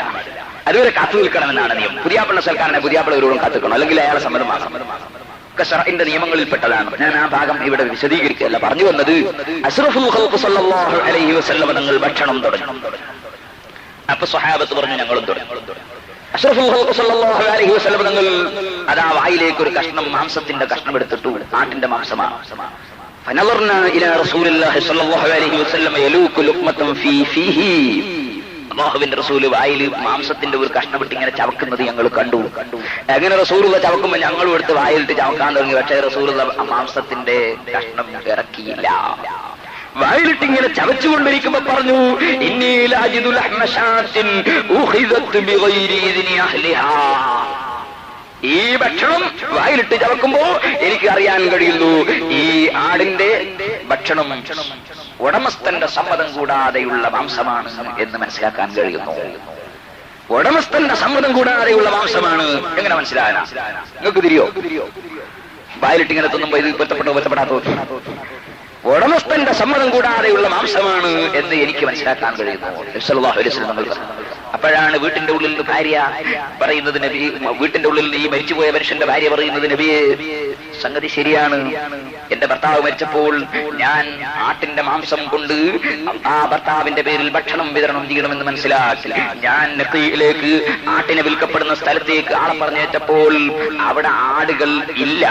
അങ്ങനെ ഞാൻ എന്റെ തൊട്ട വീട്ടിൽ ഒരാളൊരു ആട്ടിനെ കൊണ്ടുവന്ന് കെട്ടിയിട്ടുണ്ട്. അതിനെ എനിക്ക് കൊടുത്തയക്കാൻ വേണ്ടി ആളെ പറഞ്ഞേറ്റപ്പോൾ ഫലം യൂജത്, ആ വീട്ടുകാരനും അവിടെയില്ല. അപ്പോൾ അദ്ദേഹത്തിന്റെ ഭാര്യയുടെ അടുക്കിലേക്ക് ഞാൻ ആളെ പറഞ്ഞേച്ചു. ഭർത്താവ് കൊണ്ടുവന്ന് കെട്ടിയ ആട്ടിനെ ഒന്ന് എനിക്കിപ്പോ തരണം, എനിക്ക് ഈ മരിച്ച വീട്ടിൽ വെച്ച് സൽക്കാരം കൊടുക്കാനാണ്, അതിനുവേണ്ടി നിങ്ങൾ ആട്ടിനെ തരണം, അതിന്റെ വില ഞാൻ തരാമെന്ന് പറഞ്ഞു. അങ്ങനെ ഉടമസ്ഥൻ വീട്ടിലില്ലാത്തപ്പോൾ ഭാര്യ കൊടുത്തയച്ച ആടാണ് നബിയേ. യഥാർത്ഥ ഉടമസ്ഥന്റെ സമ്മതം കിട്ടിയിട്ടില്ല എന്ന് പറഞ്ഞപ്പോ നബി സല്ലല്ലാഹു അലൈഹി വസല്ലം തങ്ങൾ പറഞ്ഞു, ഈ ഭക്ഷണം എനിക്ക് കഴിക്കാൻ നിവൃത്തിയില്ല, മരിച്ച വീട്ടിൽ നിന്നായതുകൊണ്ടല്ല, അങ്ങനെയാണെങ്കിൽ ക്ഷണിക്കുമ്പോ തന്നെ ഞാൻ അങ്ങോട്ടില്ലെന്ന് റസൂലുള്ള മറുപടി പറയണം. ഭക്ഷണം മുമ്പിൽ കൊണ്ടുവന്ന് വെക്കുമ്പോ ഞാൻ മനസ്സിലാക്കി ക്ഷണിച്ചത് തന്നെ ദ്വാരക്കാനാണ്, തിന്നാനല്ല എന്നാ മനസ്സിലാക്കിയത് എന്ന് റസൂലുള്ള പറയണം. അതൊന്നും പറഞ്ഞില്ല, വായിലിടുന്നവരെ പറഞ്ഞില്ല. വായിൽ മാംസം അങ്ങിട്ടപ്പോൾ നബി തങ്ങൾ പറയുന്നു, ഇത് സമ്മതമില്ലാത്ത ആടാണ്, പറ്റില്ല, അതുകൊണ്ട് എനിക്കിത് തിന്നുകൂടാ, ഇത് നശിപ്പിക്കുകയും വേണ്ട, തടവ് ആക്കപ്പെട്ട തടവിലുള്ള ജനങ്ങൾക്ക് കൊണ്ടുപോയി ഭക്ഷിപ്പിച്ചോ, എനിക്ക് തീരെ സുബഹത്തുള്ളത് എനിക്ക് പാടില്ല എന്ന നിലക്ക് നബി സല്ലല്ലാഹു അലൈഹി വസല്ലം തങ്ങൾ ആ ഭക്ഷണം ഉടമസ്ഥന്റെ സമ്മതമില്ലാത്ത കാരണം കൊണ്ട് നീക്കിവെക്കുന്നു. സഹോദരന്മാരെ, ഈ ഹദീസിന്റെ വ്യാഖ്യാനത്തിൽ ബഹുമാനപ്പെട്ട ഷാഹു വലിയുല്ലാഹി ദഹ്ലവി റഹ്മത്തുള്ളാഹി അലൈഹി തങ്ങൾ അബൂദാവൂദിൽ ഈ ഹദീസ് റിപ്പോർട്ട് ചെയ്തപ്പോ നമ്മുടെ ഇന്ത്യ രാജ്യത്ത് ഹദീസിന്റെ പരമ്പരകൾ കൊണ്ടുവന്ന പണ്ഡിതന്മാരിൽ വലിയ പ്രശസ്തനും പ്രഗത്ഭനുമാണ് ഷാഹു വലിയുല്ലാഹി ദഹ്ലവി റഹിമഹുല്ലാഹ്. ലോകത്തിന്റെ എല്ലാ മുക്കുമൂലകളിലും തന്റെ ഗ്രന്ഥങ്ങൾ പ്രചരിപ്പിക്കപ്പെടുന്നുണ്ട്, തന്റെ ശിഷ്യന്മാര് മുഖേന ഹദീസുകൾ എത്തിയിട്ടുണ്ട്. ആ മഹാനായ ഷാഹു വലിയുല്ലാഹി ദഹ്ലവി തന്റെ അബൂദാവൂദിന്റെ ശറഹിൽ അതാ പറയുന്നു, മുസീബത്ത് പറ്റിയവന്റെ വീട്ടിൽ വെച്ച് ഭക്ഷണം പാകം ചെയ്ത് കൊടുക്കുന്നതും കഴിക്കുന്നതും അത് അല്ലാഹുവിന്റെ റസൂലിന്റെ അംഗീകാരമുള്ളതാണെന്ന് ഈ ഹദീസ് പഠിപ്പിക്കുന്നു. ഞാനിത് പറയാൻ കാരണം, ഇപ്പൊ പുതിയ പരിപാടി തുടങ്ങിയിട്ടുണ്ട്. അതായത് കിതാബുകൾ അച്ചടിക്കുമ്പോ അതിൽ നിന്ന് കഷ്ണങ്ങൾ വിട്ടുകളയുക. ഇപ്പൊ ഇവിടെ വന്നതിന് ശേഷം തന്നെ ഞാൻ 3 കിതാബുകൾ, 3 നിലക്കുള്ള അച്ചടികൾ, 3 കിതാബുകൾ വാങ്ങി. ഒരേ കിതാബ് 3 നിലക്ക്, ഒരേ കിതാബ് അച്ചടിച്ചു വാങ്ങി നോക്കുമ്പോ 3 നിലക്കാണ് കാണുന്നത്. എന്താണ് സംഭവം എന്ന് നോക്കുമ്പോ, ഇമാമിങ്ങളെ കിതാബുകൾ രംഗത്തിറക്കുമ്പോ പറ്റാത്ത കാര്യങ്ങൾ, അവർക്ക് പറ്റാത്തത് പുതിയ കക്ഷികൾ പ്രിന്റ് ചെയ്യുമ്പോൾ ഒഴിവാക്കി കളയുന്നു. വേണമെങ്കിൽ നിങ്ങൾ വന്നോ, റൂമിൽ ഞാൻ സൂക്ഷിച്ചിട്ടുണ്ട്. ഇമാം അശ്അരി റഹ്മത്തുള്ളാഹി അലൈഹി തങ്ങളുടെ അൽ ഇബാന എന്ന ഗ്രന്ഥം ഇവിടെ തന്നെ പ്രസിദ്ധീകരിക്കപ്പെടുന്നത്, അതായത് ഇവിടെ തന്നെ ബുക്ക് സ്റ്റാളുകളിൽ നൽകപ്പെടുന്ന ഗ്രന്ഥം 3 വിധത്തിൽ കാണുന്നു. ഒന്നിലുള്ളത് മറ്റൊന്നിലില്ല, ഒന്നിലുള്ളത് വേറൊന്നിലില്ല, വേറൊന്നിലുള്ളത് ഒന്നിലില്ല. ഒന്നിൽ അബൂ ഹനീഫ റളിയല്ലാഹു അൻഹു മുശ്രിക്കാണെന്ന് പറയുന്നു. അതേ സമയത്ത് അതേ കിതാബ് തന്നെ വേറെ ഒരു പ്രിന്റ് വാങ്ങി നോക്കുമ്പോ മുശ്രിക്കാണെന്ന് പറഞ്ഞത് ശരിയല്ലാന്ന് അതിന്റെ ചോട പറയുന്നുണ്ട്, അത് ആദ്യത്തതിലില്ല. നിങ്ങൾ ചിന്തിക്കണം, ഈ നിലക്ക് സഹോദരന്മാരെ കിതാബുകളിൽ തന്നെ മറിമായം നടക്കുന്ന കാലമാണ്.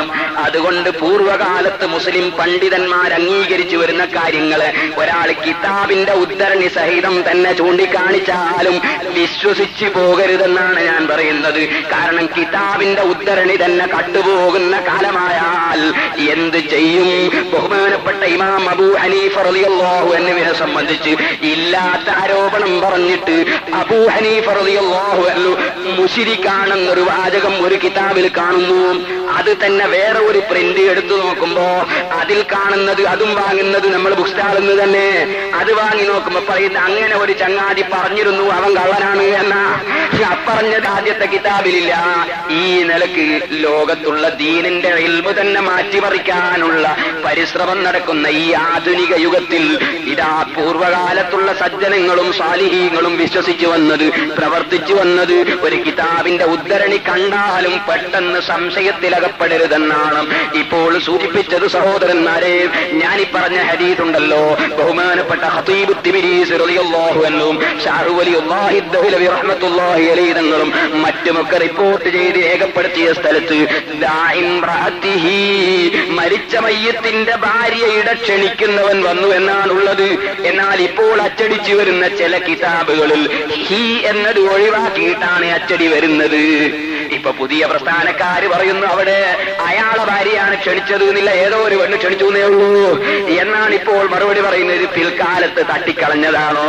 ഷാഹു വലിയുല്ലാഹി ദഹ്ലവി റഹ്മത്തുള്ളാഹി അലൈഹി തങ്ങൾ ഈ ഹദീസിന്റെ വ്യാഖ്യാനത്തിൽ വ്യക്തമായി പറയുന്നു, മുസീബത്ത് പറ്റിയവന്റെ വീട്ടിൽ വെച്ച് ഭക്ഷണം കൊടുക്കുകയും വിതരണം ചെയ്യുകയും കഴിക്കുകയും ചെയ്യാമെന്നതിന് ഈ ഹദീസ് തെളിവാണെന്ന് പറയുന്നു. മുല്ലാ അലിയുൽ ഖാരി അദ്ദേഹത്തിന്റെ മിർഖാത്തുൽ മക്കാരിം പറയുന്നു. ഞാൻ ആ ഭാഗം വിവരിക്കുകയല്ല, ഇനി ഇതിന്റെ ഇതിന്റെ ഒക്കെ പുറമെ മരിച്ച വീട്ടിൽ വെച്ച് ഭക്ഷണം കൊടുക്കുന്ന പതിവ് സ്വഹാബത്തിന്റെ പതിവാണ്. ഇമാം ജലാലുദ്ദീൻ സുയൂത്തി റഹ്മത്തുള്ളാഹി അലൈഹി തങ്ങൾ അവിടുത്തെ അൽ ഹാബീരിൽ ഫതാവയിൽ വ്യക്തമായി രേഖപ്പെടുത്തുന്നു, കാനൂ യസ്തഹിബ്ബൂന അൻ യുത്അമ അനിൽ മയ്യിതി സബ്അത അയ്യാം.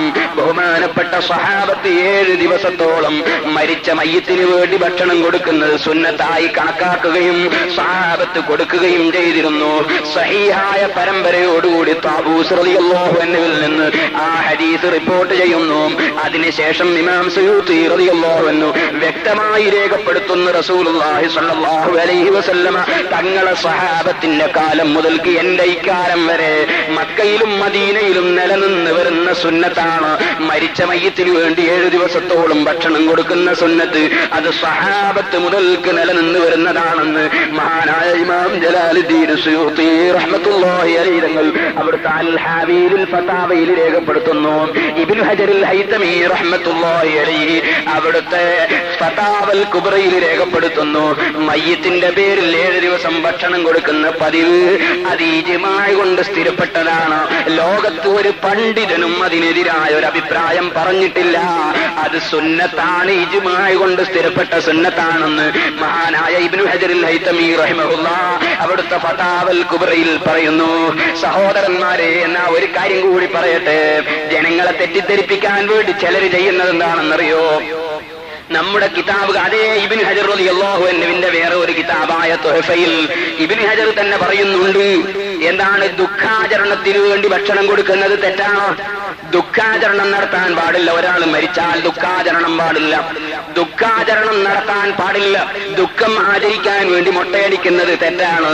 ദുഃഖാചരണത്തിന് വേണ്ടി കറുത്തത് ധരിക്കുന്നത് തെറ്റാണ്, കറുത്ത കൊടി കുത്തുന്നത് തെറ്റാണ്. അങ്ങനെ മരിച്ചതിന്റെ പേരിൽ ദുഃഖാചരണം നടത്തുന്നത് തെറ്റാണ്. ഈ ദുഃഖാചരണം എന്ന നിലക്ക് ദുഃഖം ആചരിക്കാൻ വേണ്ടി കുറെ ആളുകൾ ഒരു സ്ഥലത്ത് ഒരുമിച്ച് കൂടുകയും എന്നിട്ട് ആചരണത്തിന് വേണ്ടി ഭക്ഷണം കൊടുക്കുകയും ചെയ്യുന്നുവെങ്കിൽ അത് തെറ്റാണ്. ദുഃഖാചരണത്തിന് വേണ്ടിയാണ് ഭക്ഷണം നൽകുന്നതെങ്കിൽ അത് തെറ്റാണ്. മയ്യത്തിന് ആഖിറത്തിൽ ഗുണം കിട്ടാൻ വേണ്ടിയാണെങ്കിൽ അത് നല്ലതാണ്. ഇതാണ് പണ്ഡിതന്മാർ എഴുതി വെച്ചത്. ദുഃഖാചരണത്തിന് വേണ്ടി ഭക്ഷണം കൊടുക്കരുതെന്ന് എഴുതി വെച്ച ഉദ്ധരണികൾ എടുത്ത് പൊതുജനങ്ങളെ മുന്നിൽ വെച്ചിട്ട് പറയുന്നു, മരിച്ച വീട്ടിൽ നിന്ന് ഭക്ഷണം കൊടുക്കരുതെന്ന് ഇബ്നു ഹജർ പറഞ്ഞിരിക്കുന്നു, റംലി പറഞ്ഞിരിക്കുന്നു, മറ്റേ ആൾ പറഞ്ഞിരിക്കുന്നു, ഇയാൾ പറഞ്ഞിരിക്കുന്നു എന്ന് പറഞ്ഞ് ആളുകളെ തെറ്റിദ്ധരിപ്പിക്കുന്നു. സഹോദരന്മാര് ചിന്തിക്കണം, സത്യാവസ്ഥ അതല്ല. ദുഃഖാചരണത്തിന് വേണ്ടി കൊടുക്കാൻ പാടില്ല. മയ്യത്തിന്റെ ഗുണത്തിന് വേണ്ടി ഭക്ഷണം കൊടുക്കുന്നത് സ്വഹാബത്തിന്റെ സുന്നത്താണ്. ഞാൻ എന്റെ വിഷയത്തിലേക്ക് തന്നെ തിരിക്കട്ടെ. പറഞ്ഞു വന്ന വിഷയം ഓർമ്മയുണ്ടോ? മഹാനായ അഷ്റഫുൽ ഖൽഖ് മുഹമ്മദുർ റസൂലുള്ളാഹി സ്വല്ലല്ലാഹു അലൈഹി വസല്ലമ തങ്ങൾക്ക് അല്ലാഹു നൽകുന്ന അറിവ്, ഭക്ഷണം കഴിക്കുമ്പോൾ ഭക്ഷണത്തെ കുറിച്ച് അറിവ്. യഹൂദികൾ കൊണ്ടുപോയി അല്ലാഹുവിന്റെ റസൂലിനെ സൽക്കരിച്ചു, വിഷം ചേർത്തുകൊണ്ട് ഭക്ഷണം കൊടുത്തു. ആ ഭക്ഷണം വായിലെത്തിയപ്പോൾ അല്ലാഹുവിന്റെ റസൂൽ പറയുന്നു, വിഷം ചേർത്ത ഭക്ഷണം. അവരെ വിളിച്ച് വിചാരണ ചെയ്യുന്നു. നബി സല്ലല്ലാഹു അലൈഹി വസല്ലം തങ്ങൾക്ക് അല്ലാഹു കൊടുക്കുന്ന അറിവ്. ഇനി സഹോദരന്മാര്, ആ നബി തങ്ങൾക്കുള്ള അറിവ് ആർക്കാണ് പറഞ്ഞു തീർക്കാൻ കഴിയുന്നത്? കണ്ടോ നിങ്ങൾ, കുപ്പിയകത്തുള്ള വസ്തുവിനെ പോലെ കാണാൻ ഞാൻ നിങ്ങളെ കൽബകമെന്നവർ. അല്ലാഹുവിന്റെ അംബിയായിനും ഔലിയായിനും അല്ലാഹു കൊടുക്കുന്ന അറിവാണ്. അഷ്റഫുൽ ഖൽഖ് സല്ലല്ലാഹു അലൈഹി വസല്ലം തങ്ങൾ പറഞ്ഞില്ലേ, നിസ്കാരം കഴിഞ്ഞ് തിരിഞ്ഞിരുന്നതിന് ശേഷം സഹാബത്തിനോട് പറയുന്നു, ഇന്നി ലാ യഖ്ഫാ അലയ്യ സ്വലാത്തുക്കും വലാ ഖുശൂഉക്കും. ഓ ജനങ്ങളെ, നിങ്ങൾ എന്റെ പിന്നിൽ നിന്ന് നിസ്കരിക്കുമ്പോ നിങ്ങളെ നിസ്കാരം മുഴുവനും ഞാൻ മുന്നിൽ നിന്ന് നിസ്കരിക്കുമ്പോൾ അറിയുന്നുണ്ട്. ഞാൻ മുന്നിൽ വെച്ച് നിസ്കരിക്കുമ്പോ ഖിബിലക്ക് തിരിഞ്ഞു നിൽക്കുമ്പോ എന്റെ പിന്നിൽ നിന്ന് നിസ്കരിക്കുന്ന നിങ്ങൾ എന്തൊക്കെയാണ് ചെയ്യുന്നതെന്ന് ഞാൻ കാണുന്നുണ്ട്.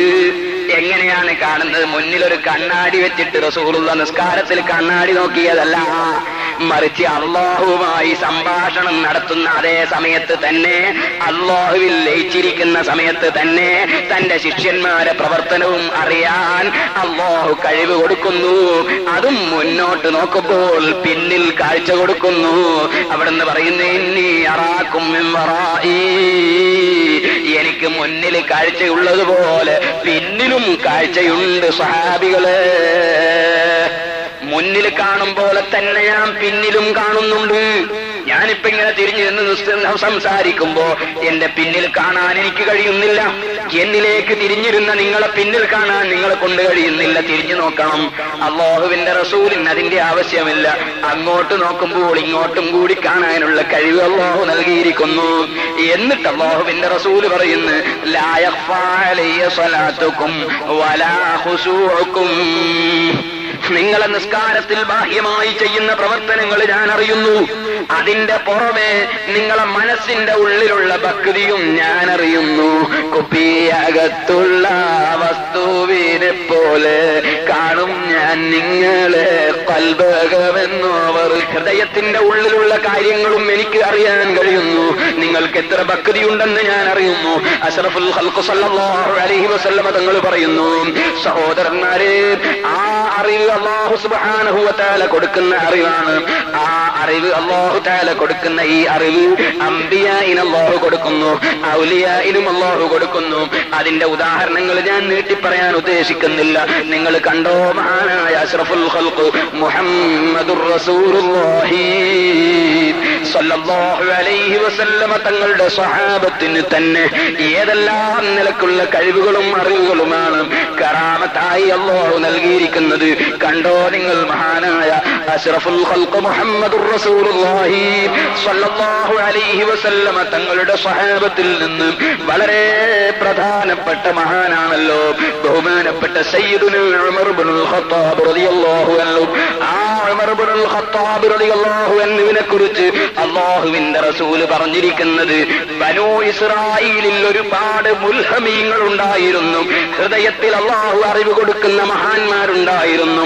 അവരെ മനസ്സിൽ അല്ലാഹു അറിവിനെ ഇട്ടുകൊടുക്കലാണോ? എന്നാൽ എന്റെ സമുദായത്തിൽ അതുപോലെ മനസ്സിൽ അല്ലാഹു സ്പെഷ്യലായി അറിവ് കൊടുക്കുന്ന ഒരു വ്യക്തി പരിപൂർണനായി ഉണ്ടെങ്കിൽ അത് ഉമർ ഇബ്നുൽ ഖത്താബ് റളിയല്ലാഹു അൻഹു ആണ്. ആ ഉമർ ഇബ്നുൽ ഖത്താബ് തങ്ങളുടെ മനസ്സിൽ പലപ്പോഴും അല്ലാഹു പല കാര്യങ്ങളും സ്പെഷ്യലായി ഇൽഹാമായി അറിയിച്ചു കൊടുക്കുന്നു. അതുപോലെ നബി സല്ലല്ലാഹു അലൈഹി വസല്ലമ തങ്ങളുടെ സ്വഹാബത്തിൽ 100 ആളുകൾ ഇതുപോലുള്ള കറാമത്തുകൾ കണ്ടവരുണ്ട്.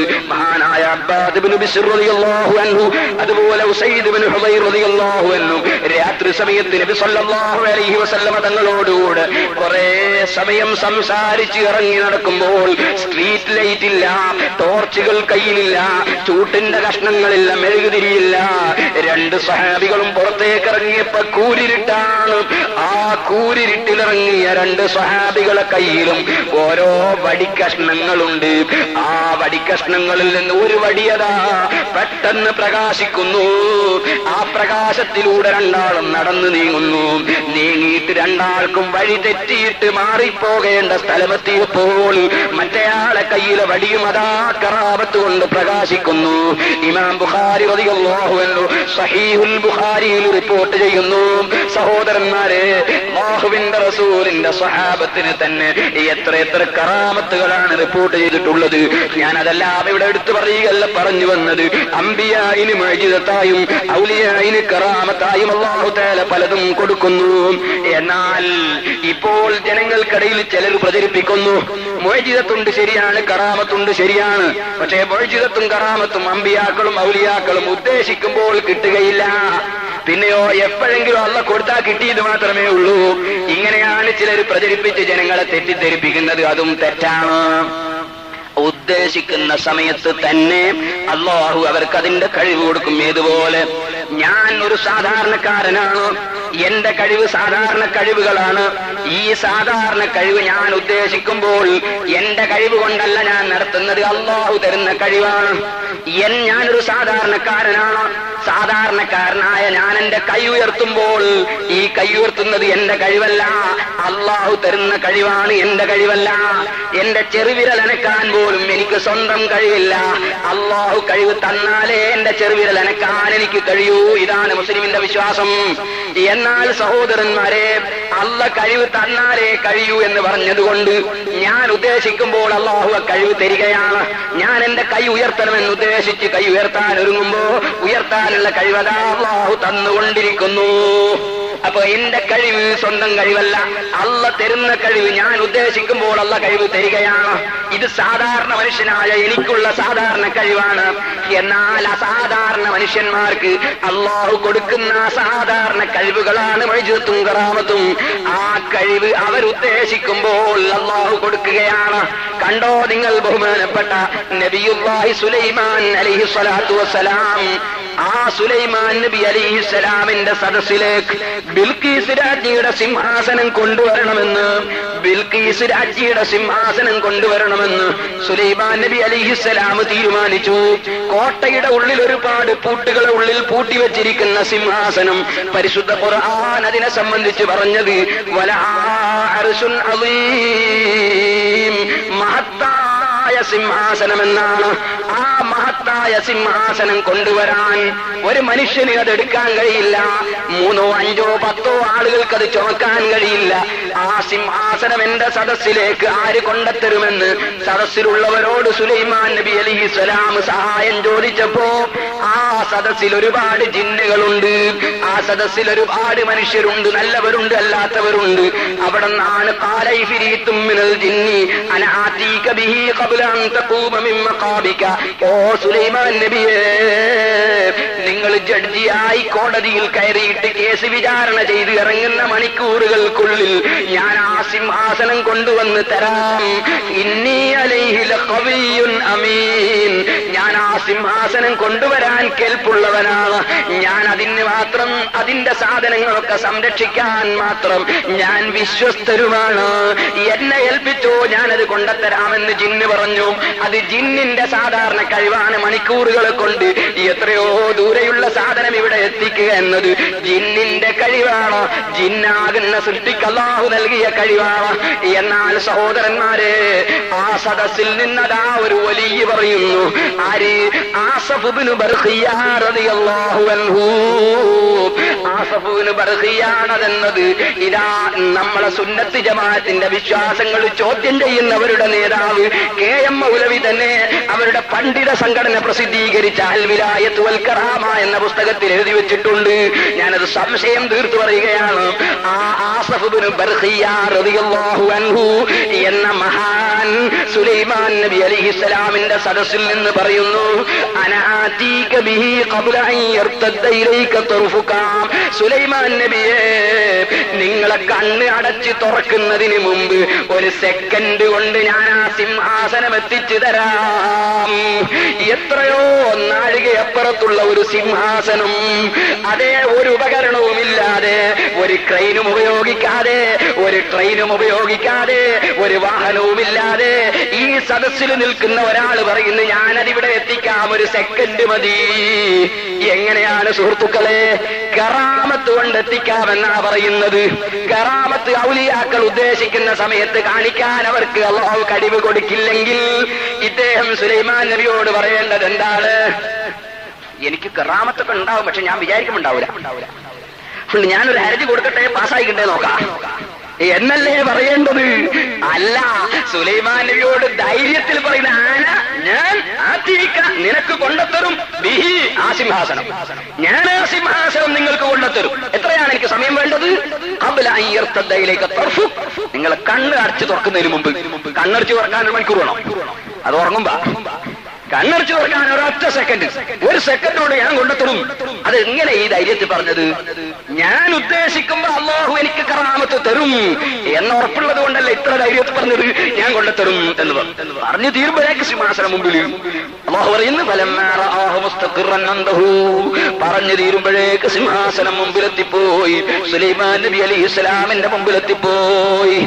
കറാമത്ത് എന്നത് ഉദ്ദേശിക്കുമ്പോൾ ഔലിയാ ഇനി കഴിയാത്ത കാര്യമാണെങ്കിൽ ധൈര്യത്തിൽ ഇങ്ങനെ പറയാൻ കഴിയുമോ? സഹോദരന്മാരെ, നിങ്ങൾ ചിന്തിക്കണം. 100 ഉദാഹരണങ്ങൾ പറയാനുണ്ട്. മഹാനായ നബി സല്ലല്ലാഹു അലൈഹി വസല്ലം തങ്ങൾ തന്നെ പറഞ്ഞില്ലേ, ബഹുമാനപ്പെട്ട സയ്യിദുനാ ഖുബൈബ് റളിയല്ലാഹു അൻഹുവിന്റെ കറാമത്ത് ഇമാം ബുഖാരി റിപ്പോർട്ട് ചെയ്തു. അവിടുത്തെ കയ്യിൽ മുന്തിരിങ്ങന്റെ കൊല പിടിച്ചിട്ട് ഒരാളും മുന്തിരിങ്ങ കൊണ്ട് കൊടുക്കാതെ കൈക്കും കാലിലും ചങ്ങലക്കിടപ്പെട്ട സമയത്ത് മുന്തിരിങ്ങന്റെ കൊല ഇങ്ങനെ കയ്യിൽ പിടിച്ചു തിന്നുന്ന പതിവ് ബഹുമാനപ്പെട്ട ഖുബൈബ് റളിയല്ലാഹു അൻഹുവിനുണ്ട്. അല്ലാഹു കറാമത്തായി എത്തിച്ചു കൊടുത്ത ഭക്ഷണമായിരുന്നു. എന്നാൽ സഹോദരന്മാരെ, മഹാനായ നബി നബി സല്ലല്ലാഹു അലൈഹി വസല്ലമ തങ്ങൾ തന്നെ എത്രയോ സംഭവങ്ങൾ അവരുദ്ദേശിക്കുന്ന സമയത്ത് കറാമത്ത് പ്രത്യക്ഷപ്പെട്ടത് ഖുർആനിലൂടെയും ഹദീസിലൂടെയും ലോകത്തെ പഠിപ്പിച്ചിട്ടുണ്ട്. ആ പഠിപ്പിച്ച കൂട്ടത്തിൽ കണ്ടോ നിങ്ങൾ, നബി സല്ലല്ലാഹു അലൈഹി വസല്ലമ തങ്ങളോട് സഹാബത്ത് വന്നിട്ട് നബിയെ വെള്ളമില്ല, ഞങ്ങൾക്ക് വെള്ളം വേണം എന്ന് പറയുമ്പോ അല്ലാഹുവിന്റെ റസൂലിന്റെ മുഅ്ജിസത്ത് കൊണ്ട് വെള്ളം കൊടുക്കുന്നു. കയ്യിന്റെ വിരലിലൂടെ വെള്ളം കൊടുക്കുന്നു. ഇമാം ബുഖാരി അത് റിപ്പോർട്ട് ചെയ്യുന്നു. കയ്യിന്റെ വിരലിലൂടെ വെള്ളം കൊടുക്കുന്നു. കാലിന് മുറിവ് പറ്റിയവർ വന്ന് നബിയെ മുറി ഉണക്കി തരണമെന്ന് പറയുമ്പോ ഊതിയിട്ട് മുറി ഉണക്കി കൊടുക്കുന്നു. അതേ കുതിരപ്പുറത്ത് കയറിയിട്ട് ഉരുണ്ട് വീണ് പോകുന്ന അസുഖമുള്ള ഒരാള്, എപ്പ നോക്കിയാലും സൈക്കിളിൽ നിന്ന് വീഴുന്ന കുട്ടികളെ പോലെ എപ്പം കുതിരപ്പുറത്ത് കയറിയാലും മൂപ്പര് വീണിട്ടുണ്ടാകും. അങ്ങനത്തെ ഒരു കാര്യം ജരീർ റളിയല്ലാഹു അൻഹുവിനുണ്ടായപ്പോ ആ ജരീർ റളിയല്ലാഹു അൻഹു നബിയോട് വന്ന് സങ്കടം പറയുന്നു. റസൂലുള്ള നെഞ്ഞത്ത് കൈവച്ചു കൊടുത്തുകൊണ്ട് ആ അസുഖം ഭേദപ്പെടുത്തുന്നു. അങ്ങനെ എത്രയെത്ര സംഭവങ്ങൾ അല്ലാഹുവിന്റെ റസൂലിന്റെ അടുക്കൽ ഖതാദ റളിയല്ലാഹു അൻഹു കണ്ണ് കുത്തിപ്പൊട്ടിപ്പോയിട്ട് വരുന്നു. ഉഹദ് യുദ്ധം നടക്കുമ്പോ, ഘോരമായ സമരം നടക്കുമ്പോ വലിയൊരമ്പ് വന്ന് കണ്ണിന് തട്ടിയതിന്റെ പേരിൽ കണ്ണ് ചൂന്ന് തെറിച്ചുപോയി. മുഖത്തുകൂടി കണ്ണിന്റെ വെള്ളം ഇങ്ങനെ ഒലിക്കുന്നു. കണ്ണ് ചൂന്ന് തെറിച്ചുപോയി. അക്കണ്ണുമായി നബിയോട് വന്നിട്ട് എന്റെ കണ്ണ് തൽസ്ഥാനത്ത് വെച്ച് മുറി കൂട്ടി തരണം നബിയേ എന്ന് പറയുമ്പോ, ഓ ഖതാദ, എനിക്ക് മുഅ്ജിസത്തുണ്ടാകും, ഞാൻ വിചാരിക്കുമുണ്ടാവൂല എന്ന് പറയുകയല്ല, അവിടുത്തെ ഉമിനീര് തൊട്ട് പുരട്ടിയിട്ട് അതാ കണ്ണിന്റെ രോഗം സുഖപ്പെടുത്തുന്നു. സഹോദരന്മാരെ, ഏതുപോലെ ഞാൻ എന്റെ കൈ ഉയർത്തണമെന്ന് ഉദ്ദേശിക്കുമ്പോൾ എന്റെ കൈ ഉയർത്താൻ അല്ലാഹു കഴിവ് തരുന്നത് പോലെ അംബിയായിനും ഔലിയായിനും അവരുടെ ഇഖ്തിയാർ കൊണ്ട് തന്നെ കറാമത്തും മുഅ്ജിസത്തും പ്രകടിപ്പിക്കാൻ കഴിയുമെന്ന് ഈ ഹദീസുകൾ ഇതുപോലുള്ള തെളിവുകൾ ഉദ്ധരിച്ചുകൊണ്ട് അഹ്മദ് ബിൻ ഹജർ അൽ അസ്ഖലാനി റഹിമഹുല്ലാഹ് സഹീഹുൽ ബുഖാരിയുടെ വ്യാഖ്യാനമായ ഫത്ഹുൽ മുഈനിൽ ഫത്ഹുൽ ബാരിയിൽ രേഖപ്പെടുത്തുന്നു.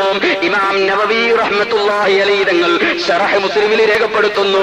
ലോകത്തുള്ള പണ്ഡിതന്മാരെ മുഴുവനും അത് രേഖപ്പെടുത്തുന്നു. കണ്ടില്ലേ നിങ്ങൾ, മഹാനായ ഇമാം നവവി റഹിമഹുല്ലാഹ് തന്നെ തന്റെ വീട്ടിലേക്ക് വന്നിട്ട് പാമ്പുകൾ വന്ന് ബറക്കത്തിന് ഭക്ഷണം വാങ്ങി തിരിച്ചു പോകാറുണ്ട്. ആ ഇമാം നവവി റഹിമഹുല്ലാഹ് കിതാബ് എഴുതിക്കൊണ്ടിരിക്കുമ്പോ വിളക്കണഞ്ഞു പോയി. ഉടനെ അതാ മരം പ്രകാശിക്കുന്നു. ആ പ്രകാശത്തിൽ കിതാബ് എഴുതി മുഴുമിക്കുന്നു. അല്ലാഹു കൊടുക്കുന്ന കറാമത്തുകൾ കണ്ടോ ബഹുമാനപ്പെട്ട സയ്യിദുനാ അബൂ മുസ്ലിമിൽ ഖൗലാനി റളിയല്ലാഹു അൻഹുവിനെ തീക്കുണ്ടാരത്തിലേക്ക് കള്ളനബിയായി വന്ന അബൂ അസ്വദുൽ അൻസി തീക്കുണ്ടാരത്തിലേക്ക് എറിഞ്ഞപ്പോ തീക്കുണ്ടാരത്തിൽ പോയി വീണ അബൂ മുസ്ലിമിൽ ഖൗലാനി റളിയല്ലാഹു അൻഹു കറാമത്ത് കൊണ്ട് രക്ഷപ്പെടുന്നു. ആ തീക്കുണ്ടാരത്തിന്റെ മധ്യത്തിൽ നിന്ന് 2 റക്അത്ത് അല്ലാഹുവിനെ നിസ്കരിക്കുന്നു. ബഹുമാനപ്പെട്ട സയ്യിദുനാ അബൂ സഹബായി റളിയല്ലാഹു അൻഹു യുദ്ധം നടന്നുകൊണ്ടിരിക്കുമ്പോ ഇബ്നു തൈമിയ്യ തന്നെ അദ്ദേഹത്തിന്റെ അൽ ഫുർഖാൻ ബൈന ഔലിയാഇർ റഹ്മാൻ വ ബൈന ഔലിയാഇ ശൈത്താൻ എന്ന ഗ്രന്ഥത്തിൽ രേഖപ്പെടുത്തിയത് കാണും.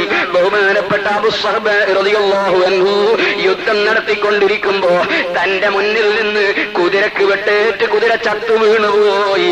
ഉടനെ പടച്ചവനോട് പറയുന്നു, പറ്റൂല റബ്ബേ, പ്രൈവറ്റ് വാഹനത്തിൽ യുദ്ധത്തിന് വന്ന ഞാനിപ്പോ അങ്ങോട്ട് ടാക്സി കൂട്ടി പോകാൻ കഴിയില്ല, അങ്ങോട്ട് മറ്റൊരാളെ വാഹനത്തിൽ ഓടിക്കേറാൻ കഴിയില്ല, എന്റെ കുതിര ഇപ്പൊ ഹയാത്തായി കിട്ടണം. അള്ളാഹുവിനോട് പറയുമ്പോ അള്ളാഹു ആ കുതിരയെ ഹയാത്താക്കി കൊടുക്കുന്നു. കുതിരപ്പുറത്ത് തന്നെ അബൂ സഹബായി റളിയല്ലാഹു അൻഹു യുദ്ധം ചെയ്യുന്നു.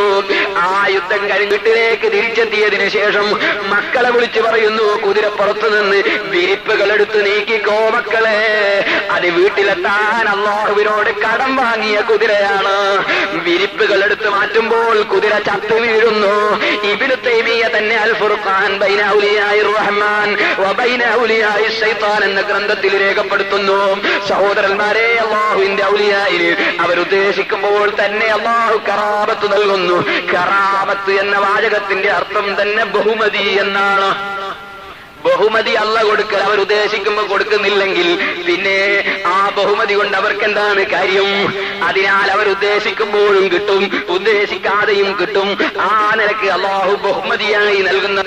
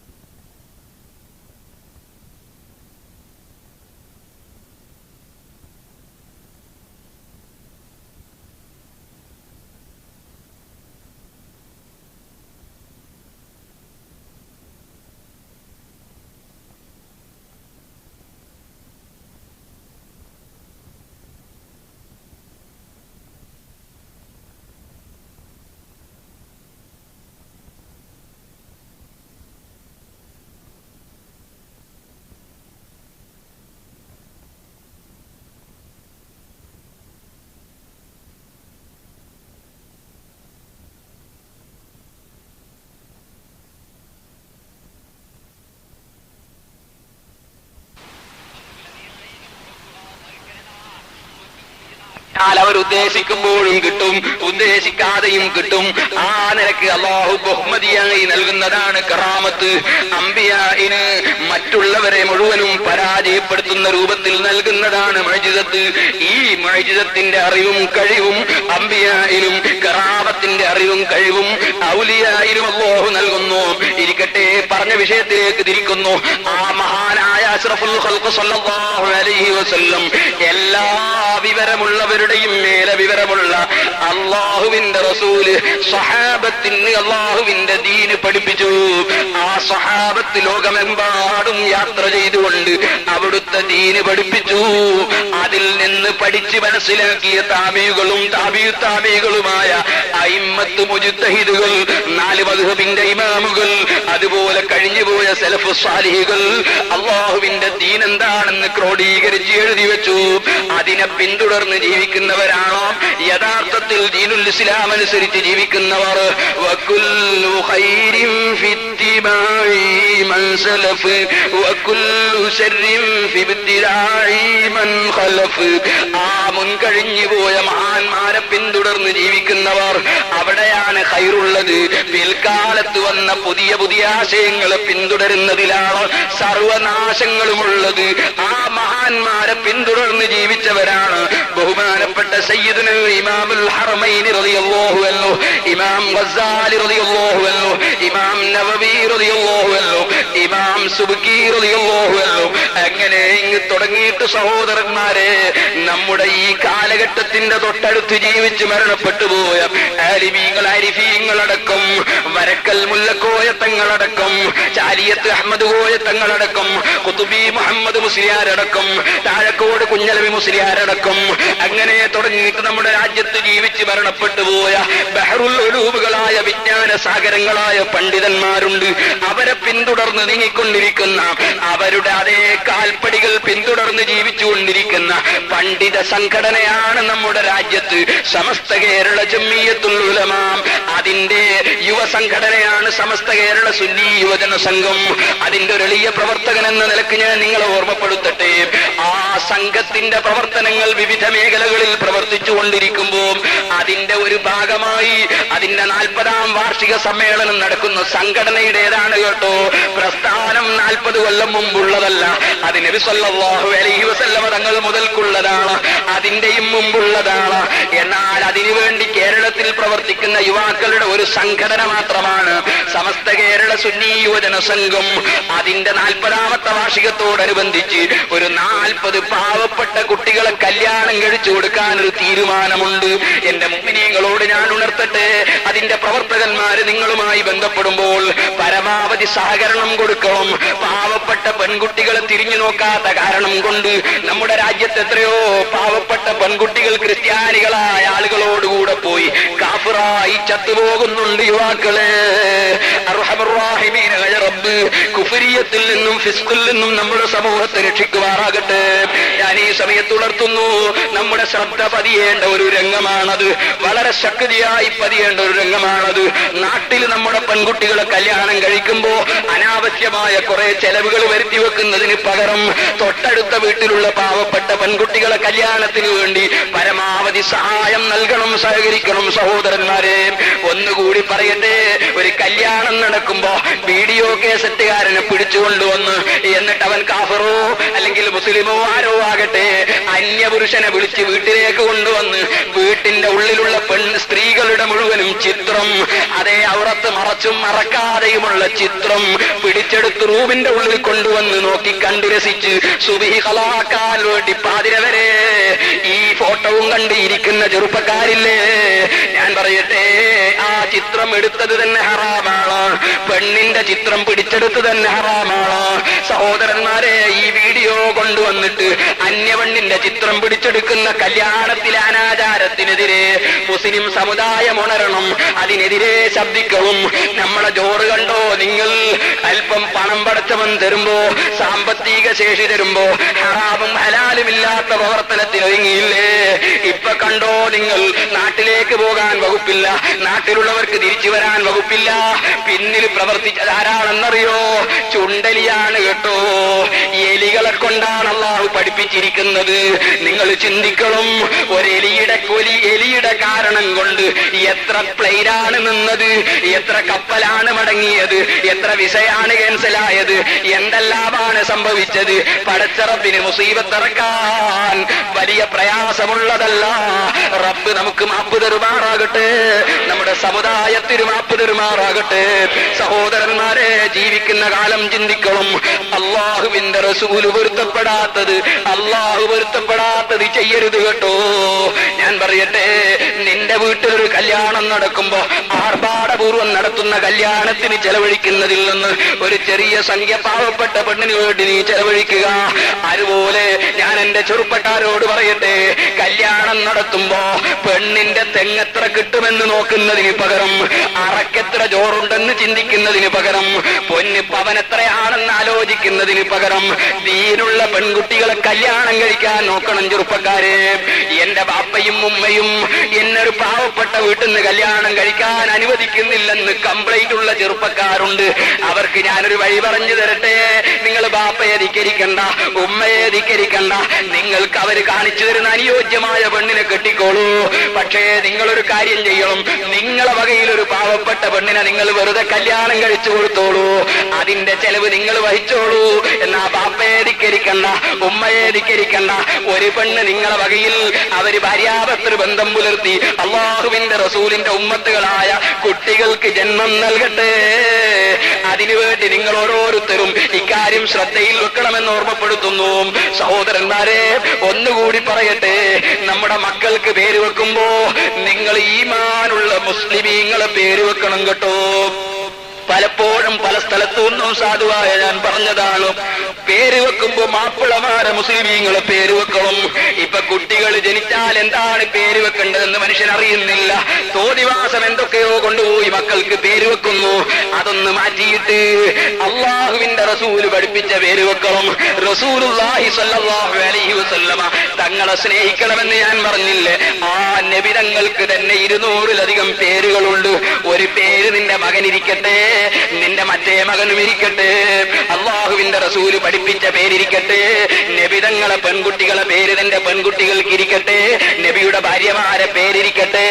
നീ പരിഷ്കാരത്തിന്റെ പേരിൽ മുസ്ലിമീങ്ങളെ പേര് മുഴുവനും കൈയൊഴിച്ച് തോന്നിവാസം പേരിട്ടുകൊണ്ട് മക്കള് മുസ്ലിമാണോ കാഫിറാണോ എന്നറിയാത്ത പേരിട്ട് ഇവിടെ മുസ്ലിമീങ്ങളെ പേര് തന്നെ എടുത്തു കളയുക എന്ന ഇസ്ലാമിന്റെ വിരോധികളുടെ തീരുമാനത്തെ നമ്മുടെ പ്രവർത്തനത്തിലൂടെ നടപ്പാക്കരുത് സഹോദരന്മാരെ. ഒന്നുകൂടി പറയട്ടെ, അള്ളാഹു തന്ന ആരോഗ്യം ചെലവഴിക്കുമ്പോ നമ്മളെ ദുനിയാവിന് വേണ്ടി ചെലവഴിക്കാം. പക്ഷേ അത് ആഖിറത്തിന് നഷ്ടം വരുന്ന രൂപത്തിലാകരുത്. അന്യന്റെ സ്വത്തുകൾ കൈയടക്കിക്കൊണ്ടോ അന്യന്റെ ഹക്ക് കൈയടക്കിക്കൊണ്ടോ ഉള്ള ഒരു സമ്പാദ്യവും നമുക്ക് വേണ്ട. അതാദ്യം മനസ്സിൽ തീരുമാനിക്കണം. ഒന്നുകൂടി പറയട്ടെ, നാം ചെയ്യുന്ന പ്രവർത്തനം നമ്മുടെ ദുനിയാവിന് ഉപകരിക്കണം, അല്ലെങ്കിൽ ആഖിറത്തിന് ഉപകരിക്കണം, അല്ലെങ്കിൽ രണ്ടിനും ഉപകരിക്കണം. ലോകത്തെ ജനങ്ങളെ കൂട്ടത്തിൽ ഏറ്റവും നഷ്ടപ്പെട്ടവനാരാണെന്നറിയാമോ? ആഖിറത്തിന് പകരം ദുനിയാവ് കൊണ്ടവനല്ല, അവൻ നഷ്ടപ്പെട്ടവൻ തന്നെയാണ്. അവനേക്കാൾ നഷ്ടപ്പെട്ടവൻ വേറെയുണ്ട്. അവനവന്റെ ആഖിറം വേറൊരുത്തന്റെ ദുനിയാവിന് വേണ്ടി വിറ്റവനാണ്. സ്വന്തം ദുനിയാവിന് വേണ്ടിയല്ല വിറ്റത്, മറ്റൊരാളെ ദുനിയാവിന് വേണ്ടി നമ്മൾ ആഖിറം വിറ്റവൻ. അവനേക്കാൾ നഷ്ടപ്പെട്ടവൻ വേറെയില്ല. നിങ്ങൾ കാണുന്നില്ലേ, ഞാനൊരു ദുനിയാവിന്റെ നേതാവിനെ സ്നേഹിച്ചു കഴിഞ്ഞാൽ ആ നേതാവ് ഒരു ആലിമിനെ ചീത്ത പറയാൻ പറയുമ്പോ ഞാനും ചീത്ത പറയുന്നു. ആ നേതാവ് എന്നോടൊരു വേണ്ടാത്തത് കൽപ്പിക്കുമ്പോ ഞാനത് സ്വീകരിക്കുന്നു. പള്ളിയിലെ ജുമാ മുടങ്ങിയാലും മദ്രസ പൂട്ടിയാലും കോളേജ് പൂട്ടിയാലും എത്തീം കുട്ടികൾ പട്ടിണിയായാലും എന്ത് നടന്നാലും തിരക്കേടില്ല. മറ്റവന്റെ ദുനിയാവിന് വേണ്ടി ഞാൻ എന്റെ ആഖിറം വിറ്റിരിക്കുന്നു എന്ന ചിന്താഗതിയില്ലേ, അവനേക്കാൾ നഷ്ടപ്പെട്ടവൻ ലോകത്തില്ല. അഷ്റഫുൽ ഖൽഖ് സല്ലല്ലാഹു അലൈഹി വസല്ലം തങ്ങൾ പഠിപ്പിച്ചതാണ് വേറൊരുത്തന്റെ ദുനിയാവിന് വേണ്ടി അവനവന്റെ ആഖിറം വിറ്റവൻ. അല്ലാഹു കാക്കട്ടെ, ആ കൂട്ടത്തിൽ നമ്മൾ പെട്ടുപോകണ്ട. ഒന്നുകൂടി പറയട്ടെ, മറ്റുള്ളവരെ കുറ്റവും കുറവും പറയുന്ന പരിപാടി നമുക്ക് വേണ്ട. നമ്മളെ കുറ്റം ചിന്തിക്കണം, നമ്മളെ കുറവ് ചിന്തിക്കണം. ഞാൻ ഇന്ന് ഇശാ നിസ്കരിച്ചപ്പോ നിസ്കാരത്തിൽ അല്ലാഹുവിനെ ഓർമ്മിക്കുന്നതിന് പകരം ദുനിയാവിന്റെ ചിന്ത എന്റെ കൽബിൽ വന്നല്ലോ. അതൊന്ന് മാറ്റി അല്ലാഹുവിനെ ഓർമ്മിച്ച് നിസ്കരിക്കുന്നവരാകാൻ എനിക്കെന്താണ് വഴിയുള്ളത്? ഞാൻ അതാണ് ചിന്തിക്കേണ്ടത്, മറ്റവന്റെ കുറ്റവും കുറവുമല്ല. ഞാൻ ചിന്തിക്കേണ്ടത് ഞാൻ ഒരുപാട് തെറ്റെന്റെ ജീവിതത്തിൽ ചെയ്തുവല്ലോ, അത് പൊറുപ്പിക്കാൻ ഞാൻ എന്താണ് ചെയ്യേണ്ടത്? ഞാൻ ചിന്തിക്കേണ്ടത് എന്റെ കാര്യമാണ്. ഞാൻ എന്റെ കുറ്റവും കുറവുമൊന്നും കാണാതെ മറ്റുള്ളവരെ കുറ്റവും കുറവും പറഞ്ഞ് എന്റെ ആഖിറം നഷ്ടപ്പെടുത്തുന്ന പതിവ് മുസ്ലിം സഹോദരന്മാരെ നമ്മുടെ ജീവിതത്തിൽ നിന്ന് ഒഴിവാക്കണം. ഞാനൊരു നല്ലവനാണെന്ന ചിന്തയും ഒഴിവാക്കണം. ഞാൻ അല്ലാഹുവിന്റെ കോടതിയിലെത്തുമ്പോ പാവപ്പെട്ട എന്റെ കാര്യം എന്താണെന്ന വിഷയത്തിൽ ഭയപ്പെട്ട് അല്ലാഹുവിനെ ഭയപ്പെട്ട് കരയണം. അതേ സമയത്ത് അല്ലാഹു തആല പാവങ്ങളായ നമ്മെ രക്ഷിക്കുമെന്ന ഒരു ബോധവും കൽബിൽ വേണം. വെറും ഭയം മാത്രം പോരാ, റജാ വേണം, ഖൗഫ് വേണം. അല്ല രക്ഷിക്കുമെന്ന് അല്ലാഹുവിനെ കുറിച്ചൊരു നല്ല വിചാരം വേണം. അല്ല ശിക്ഷിക്കുമോ എന്ന പേടിയും വേണം. ഇത് രണ്ടിന്റെയും മധ്യത്തിലാണ് മോമിനായ മനുഷ്യന്റെ ഖൽബ് എന്ന് അഷ്റഫുൽ ഖൽഖ് സല്ലല്ലാഹു അലൈഹി വസല്ലം തങ്ങൾ പഠിപ്പിച്ചു. ആ നിലക്ക് അല്ലാഹു രക്ഷിക്കുമെന്ന ചിന്തയും അല്ല ശിക്ഷിക്കുമോ എന്ന പേടിയും രണ്ടും കൽബിൽ വെച്ചുകൊണ്ട് ഒരു പാവപ്പെട്ട മനുഷ്യനാണ് ഞാൻ. എനിക്കൊരു തലവേദനക്ക് പോലും രക്ഷ കാണാൻ സാധ്യമല്ല. എനിക്ക് ഒരുപക്ഷെ വലിയ വലിയ അണക്കെട്ട് കെട്ടി വെള്ളം നിർത്താനുള്ള കഴിവ് റബ്ബ് തന്നിട്ടുണ്ടെങ്കിലും എന്റെ മൂക്കിൽ നിന്ന് ശരിക്കൊന്ന് വെള്ളം ഒലിച്ചാൽ അത് നിർത്താനുള്ള കഴിവ് പോലും എനിക്കില്ല. എനിക്കൊരു ചെറിയ തലവേദന വന്നാൽ അതിൽ നിന്ന് രക്ഷ നേടാൻ എന്റെ കയ്യിൽ സംവിധാനമില്ല. എനിക്കൊരു വയറ്റിൽ വേദന വന്നാൽ അതിൽ നിന്ന് രക്ഷ നേടാൻ സംവിധാനമില്ല. റബ്ബാണ് എനിക്ക് ആരോഗ്യം തരുന്നവൻ, അവനാണ് എനിക്ക് ആയുസ് തന്നവൻ, അവനാണ് എനിക്ക് കെൽപ്പ് തന്നവൻ, അവനാണ് എനിക്ക് ഭക്ഷണം തന്നവൻ, അവനാണ് എനിക്ക് വെള്ളം തന്നവൻ. ആ റബ്ബിന്റെ കൽപ്പനകൾ ജീവിതത്തിൽ പകർത്താൻ ഞാൻ ബാധ്യസ്ഥനാണോ? അവൻ വിരോധിച്ചത് കൈയൊഴിക്കാനും ബാധ്യസ്ഥനാണോ? അല്ലാഹു സ്നേഹിക്കാൻ പറഞ്ഞ മഹാന്മാരെ സ്നേഹിക്കാൻ ബാധ്യസ്ഥനാണോ? ആലിമീങ്ങളെ ബഹുമാനിക്കാൻ ഞാൻ ബാധ്യസ്ഥനാണോ? മുതഅല്ലിമീങ്ങളെ സ്നേഹിക്കാൻ ബാധ്യസ്ഥനാണോ? ഞാൻ യതീം കുട്ടികളെ സ്നേഹിക്കാൻ ബാധ്യസ്ഥനാണോ? ഞാൻ സാധുക്കളെ സ്നേഹിക്കാൻ ബാധ്യസ്ഥനാണോ? ഈ ചിന്തകൾ കൽബിൽ വെച്ച് തവാളുയോടെ വിനയത്തോടെ ജീവിച്ച് മരിക്കണം. അതിന് അല്ലാഹു നമുക്ക് തൗഫീഖ് നൽകുമാറാകട്ടെ. ഞാൻ ദുആ ചെയ്തുകൊണ്ട് എന്റെ പ്രസംഗം നിർത്തുന്നു. നമ്മുടെ ഒരുപാട് മുഅ്മിനീങ്ങൾ രാജ്യത്ത് കുടുങ്ങിപ്പോയവരുണ്ട്, എത്രയോ വിഷമങ്ങൾ അനുഭവിക്കുന്നവരുണ്ട്. അല്ലാഹു എല്ലാ വിഷമങ്ങളും വളരെ പെട്ടെന്ന് നമ്മിൽ നിന്ന് അകറ്റിത്തരുമാറാകട്ടെ. ഇൽമിനെ സ്നേഹിക്കുന്നവരും ഇൽമിന്റെ വഴിയിലേക്ക് കടന്നവരുമായി അല്ലാഹു നമ്മെ ഖബൂൽ ചെയ്യുമാറാകട്ടെ. ബറക്കത്തിന് വേണ്ടി മാത്രം സഹോദരന്മാരെ, ദുആക്ക് ഉത്തരം കിട്ടാൻ വേണ്ടി ഒരു ചെറിയ സംഭവം പറയുന്നു. ബഹുമാനപ്പെട്ട അഷ്റഫുൽ ഖൽഖ് മുഹമ്മദുർ റസൂലുള്ളാഹി സ്വല്ലല്ലാഹു അലൈഹി വസല്ലമ തങ്ങളോടുകൂടെ യുദ്ധത്തിൽ പോയിട്ട് യുദ്ധം നടന്നുകൊണ്ടിരിക്കുമ്പോൾ കയ്യതാ മുറിഞ്ഞു പോയപ്പോ ആ കൈ അവസാനം വലിച്ചെറിഞ്ഞ ഒരു മഹാന്റെ ചരിത്രം ഇന്നുച്ചക്ക് നാം ഓർമ്മിച്ചില്ലേ? അത് മുആദ് ബിൻ അംർ ബിൻ ജമൂഹ് റളിയല്ലാഹു അൻഹു ആണ്. അതേ മുആദ് റളിയല്ലാഹു അൻഹുവിന്റെ ബാപ്പയാണ്. 70 വയസ്സിന്റെ പ്രായമുണ്ട് ചെറുപ്പക്കാരെ. ഒരു കാലിന് മുടന്താണ് മുആദ് ബിൻ അംർ ബിൻ ജമൂഹ് തങ്ങളെ ബാപ്പ അംർ ബിൻ ജമൂഹ് തങ്ങൾ. കാലിന് മുടന്താണ്, നടക്കാൻ ബുദ്ധിമുട്ടാണ്. വയസ്സ് 70ന്റെ മേലെയാണ്. പക്ഷേ റബ്ബിന്റെ ദീനിന്റെ പ്രവർത്തന രംഗത്ത് യുവത്വത്തിന്റെ പ്രസരിപ്പോടെ പ്രവർത്തിക്കണമെന്ന ചിന്തയല്ലാതെ ദുന്യാവിന്റെ ചിന്തകളൊന്നും കൽബിൽ കടന്നില്ല. ആ അംർ ബിൻ ജമൂഹ് തങ്ങൾ ഉഹദ് യുദ്ധത്തിന് വേണ്ടി തന്റെ മക്കളായ മുആദും മുഅബ്ബിദും ഖല്ലാദും യുദ്ധത്തിന് ഇറങ്ങാൻ ഒരുങ്ങുന്ന വിവരം കേട്ടപ്പോ താനും അതാ ഒറ്റക്കാലിന്റെ മേലെ എന്നെ കൊണ്ട് കഴിയുന്നത് പോലെ എനിക്കുമൊന്ന് ദീനിനു വേണ്ടി പോരാടാമല്ലോ എന്ന ചിന്തയോട് ഉഹദ് യുദ്ധത്തിന് വേണ്ടി ഒരുക്കം കൂട്ടുന്നു. 3 മക്കളും വന്ന് ബാപ്പയോട് താണുകയാണ് പറയുന്നു, ബാപ്പാ നിങ്ങൾ യുദ്ധത്തിനിറങ്ങരുത്. അല്ലാഹു ഖുർആനിൽ പറഞ്ഞിട്ടുണ്ട്, വലാ അലൽ അർജി ഹറജുൻ, കാലിന് മുടന്തുള്ളവന് യുദ്ധത്തിന് പോകണ്ടെന്ന് പറഞ്ഞിട്ടുണ്ട്.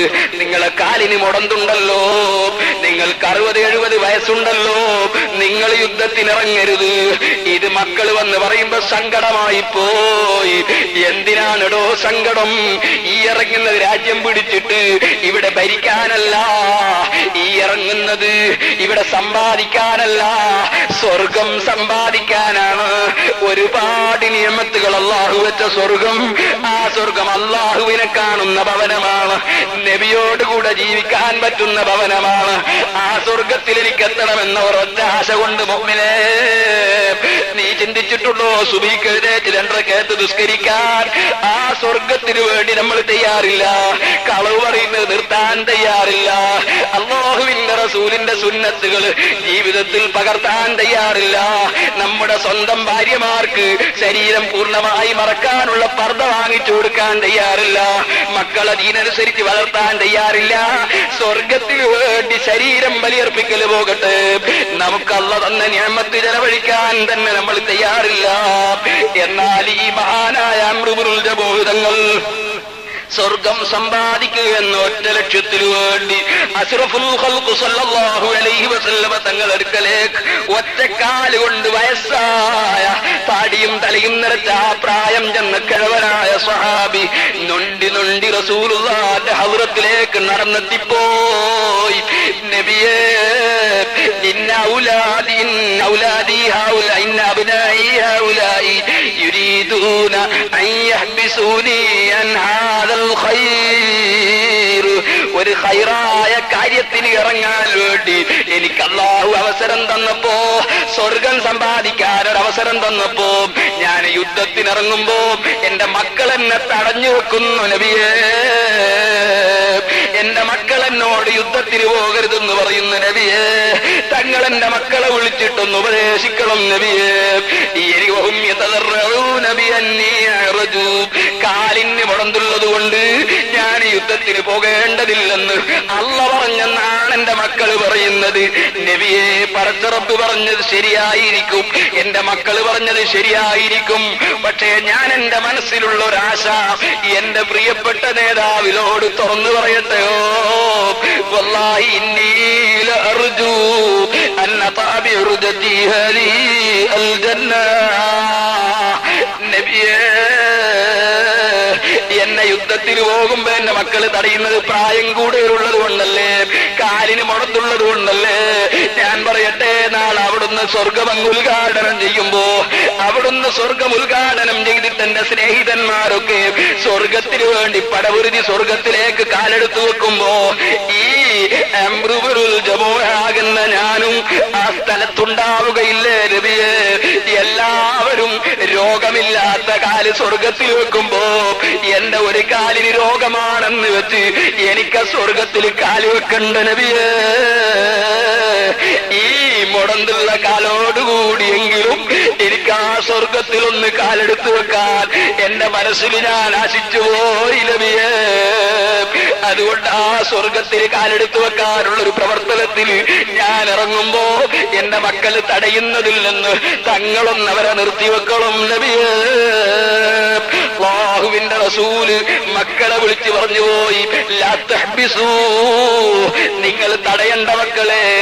ലഅല്ലല്ലാഹ യർസുഖുഹു ശഹാദ, അദ്ദേഹത്തിന് ഷഹീദായി മരിക്കാൻ അല്ലാഹു ഭാഗ്യം കൊടുത്തേക്കും, തടയല്ല.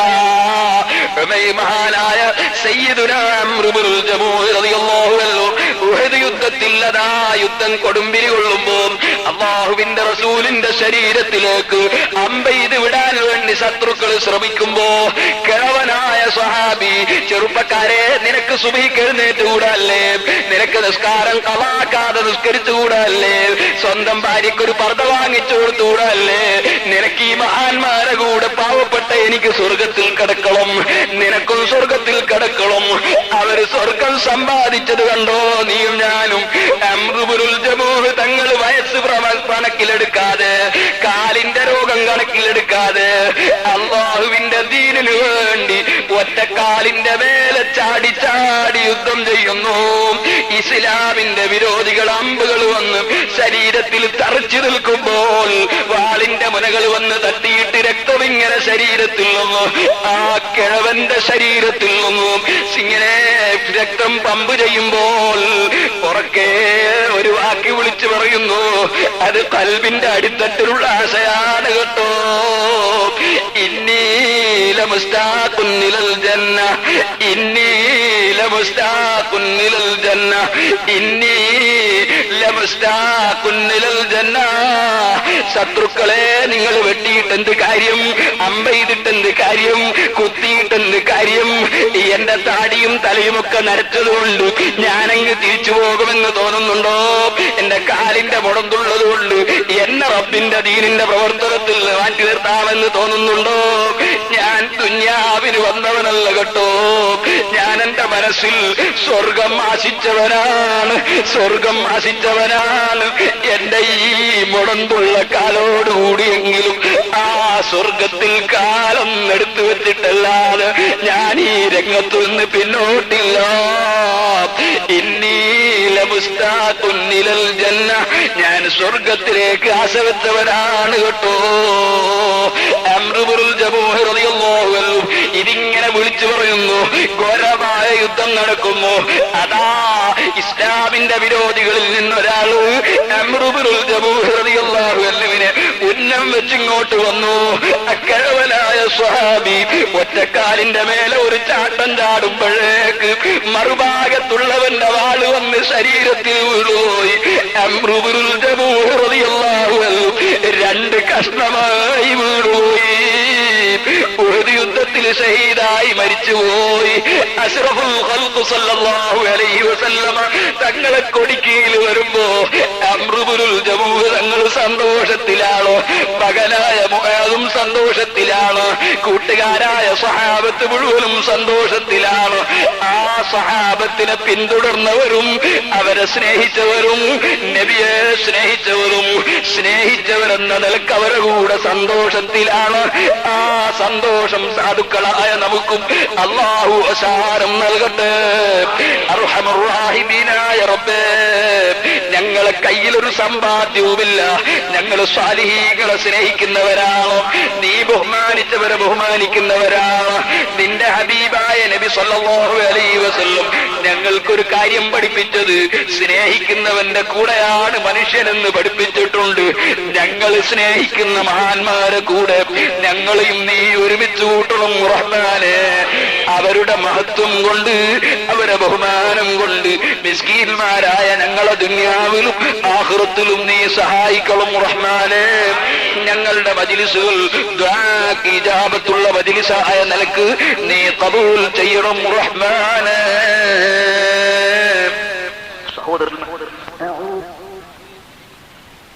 أعوذ بالله من الشيطان الرجيم. بسم الله الرحمن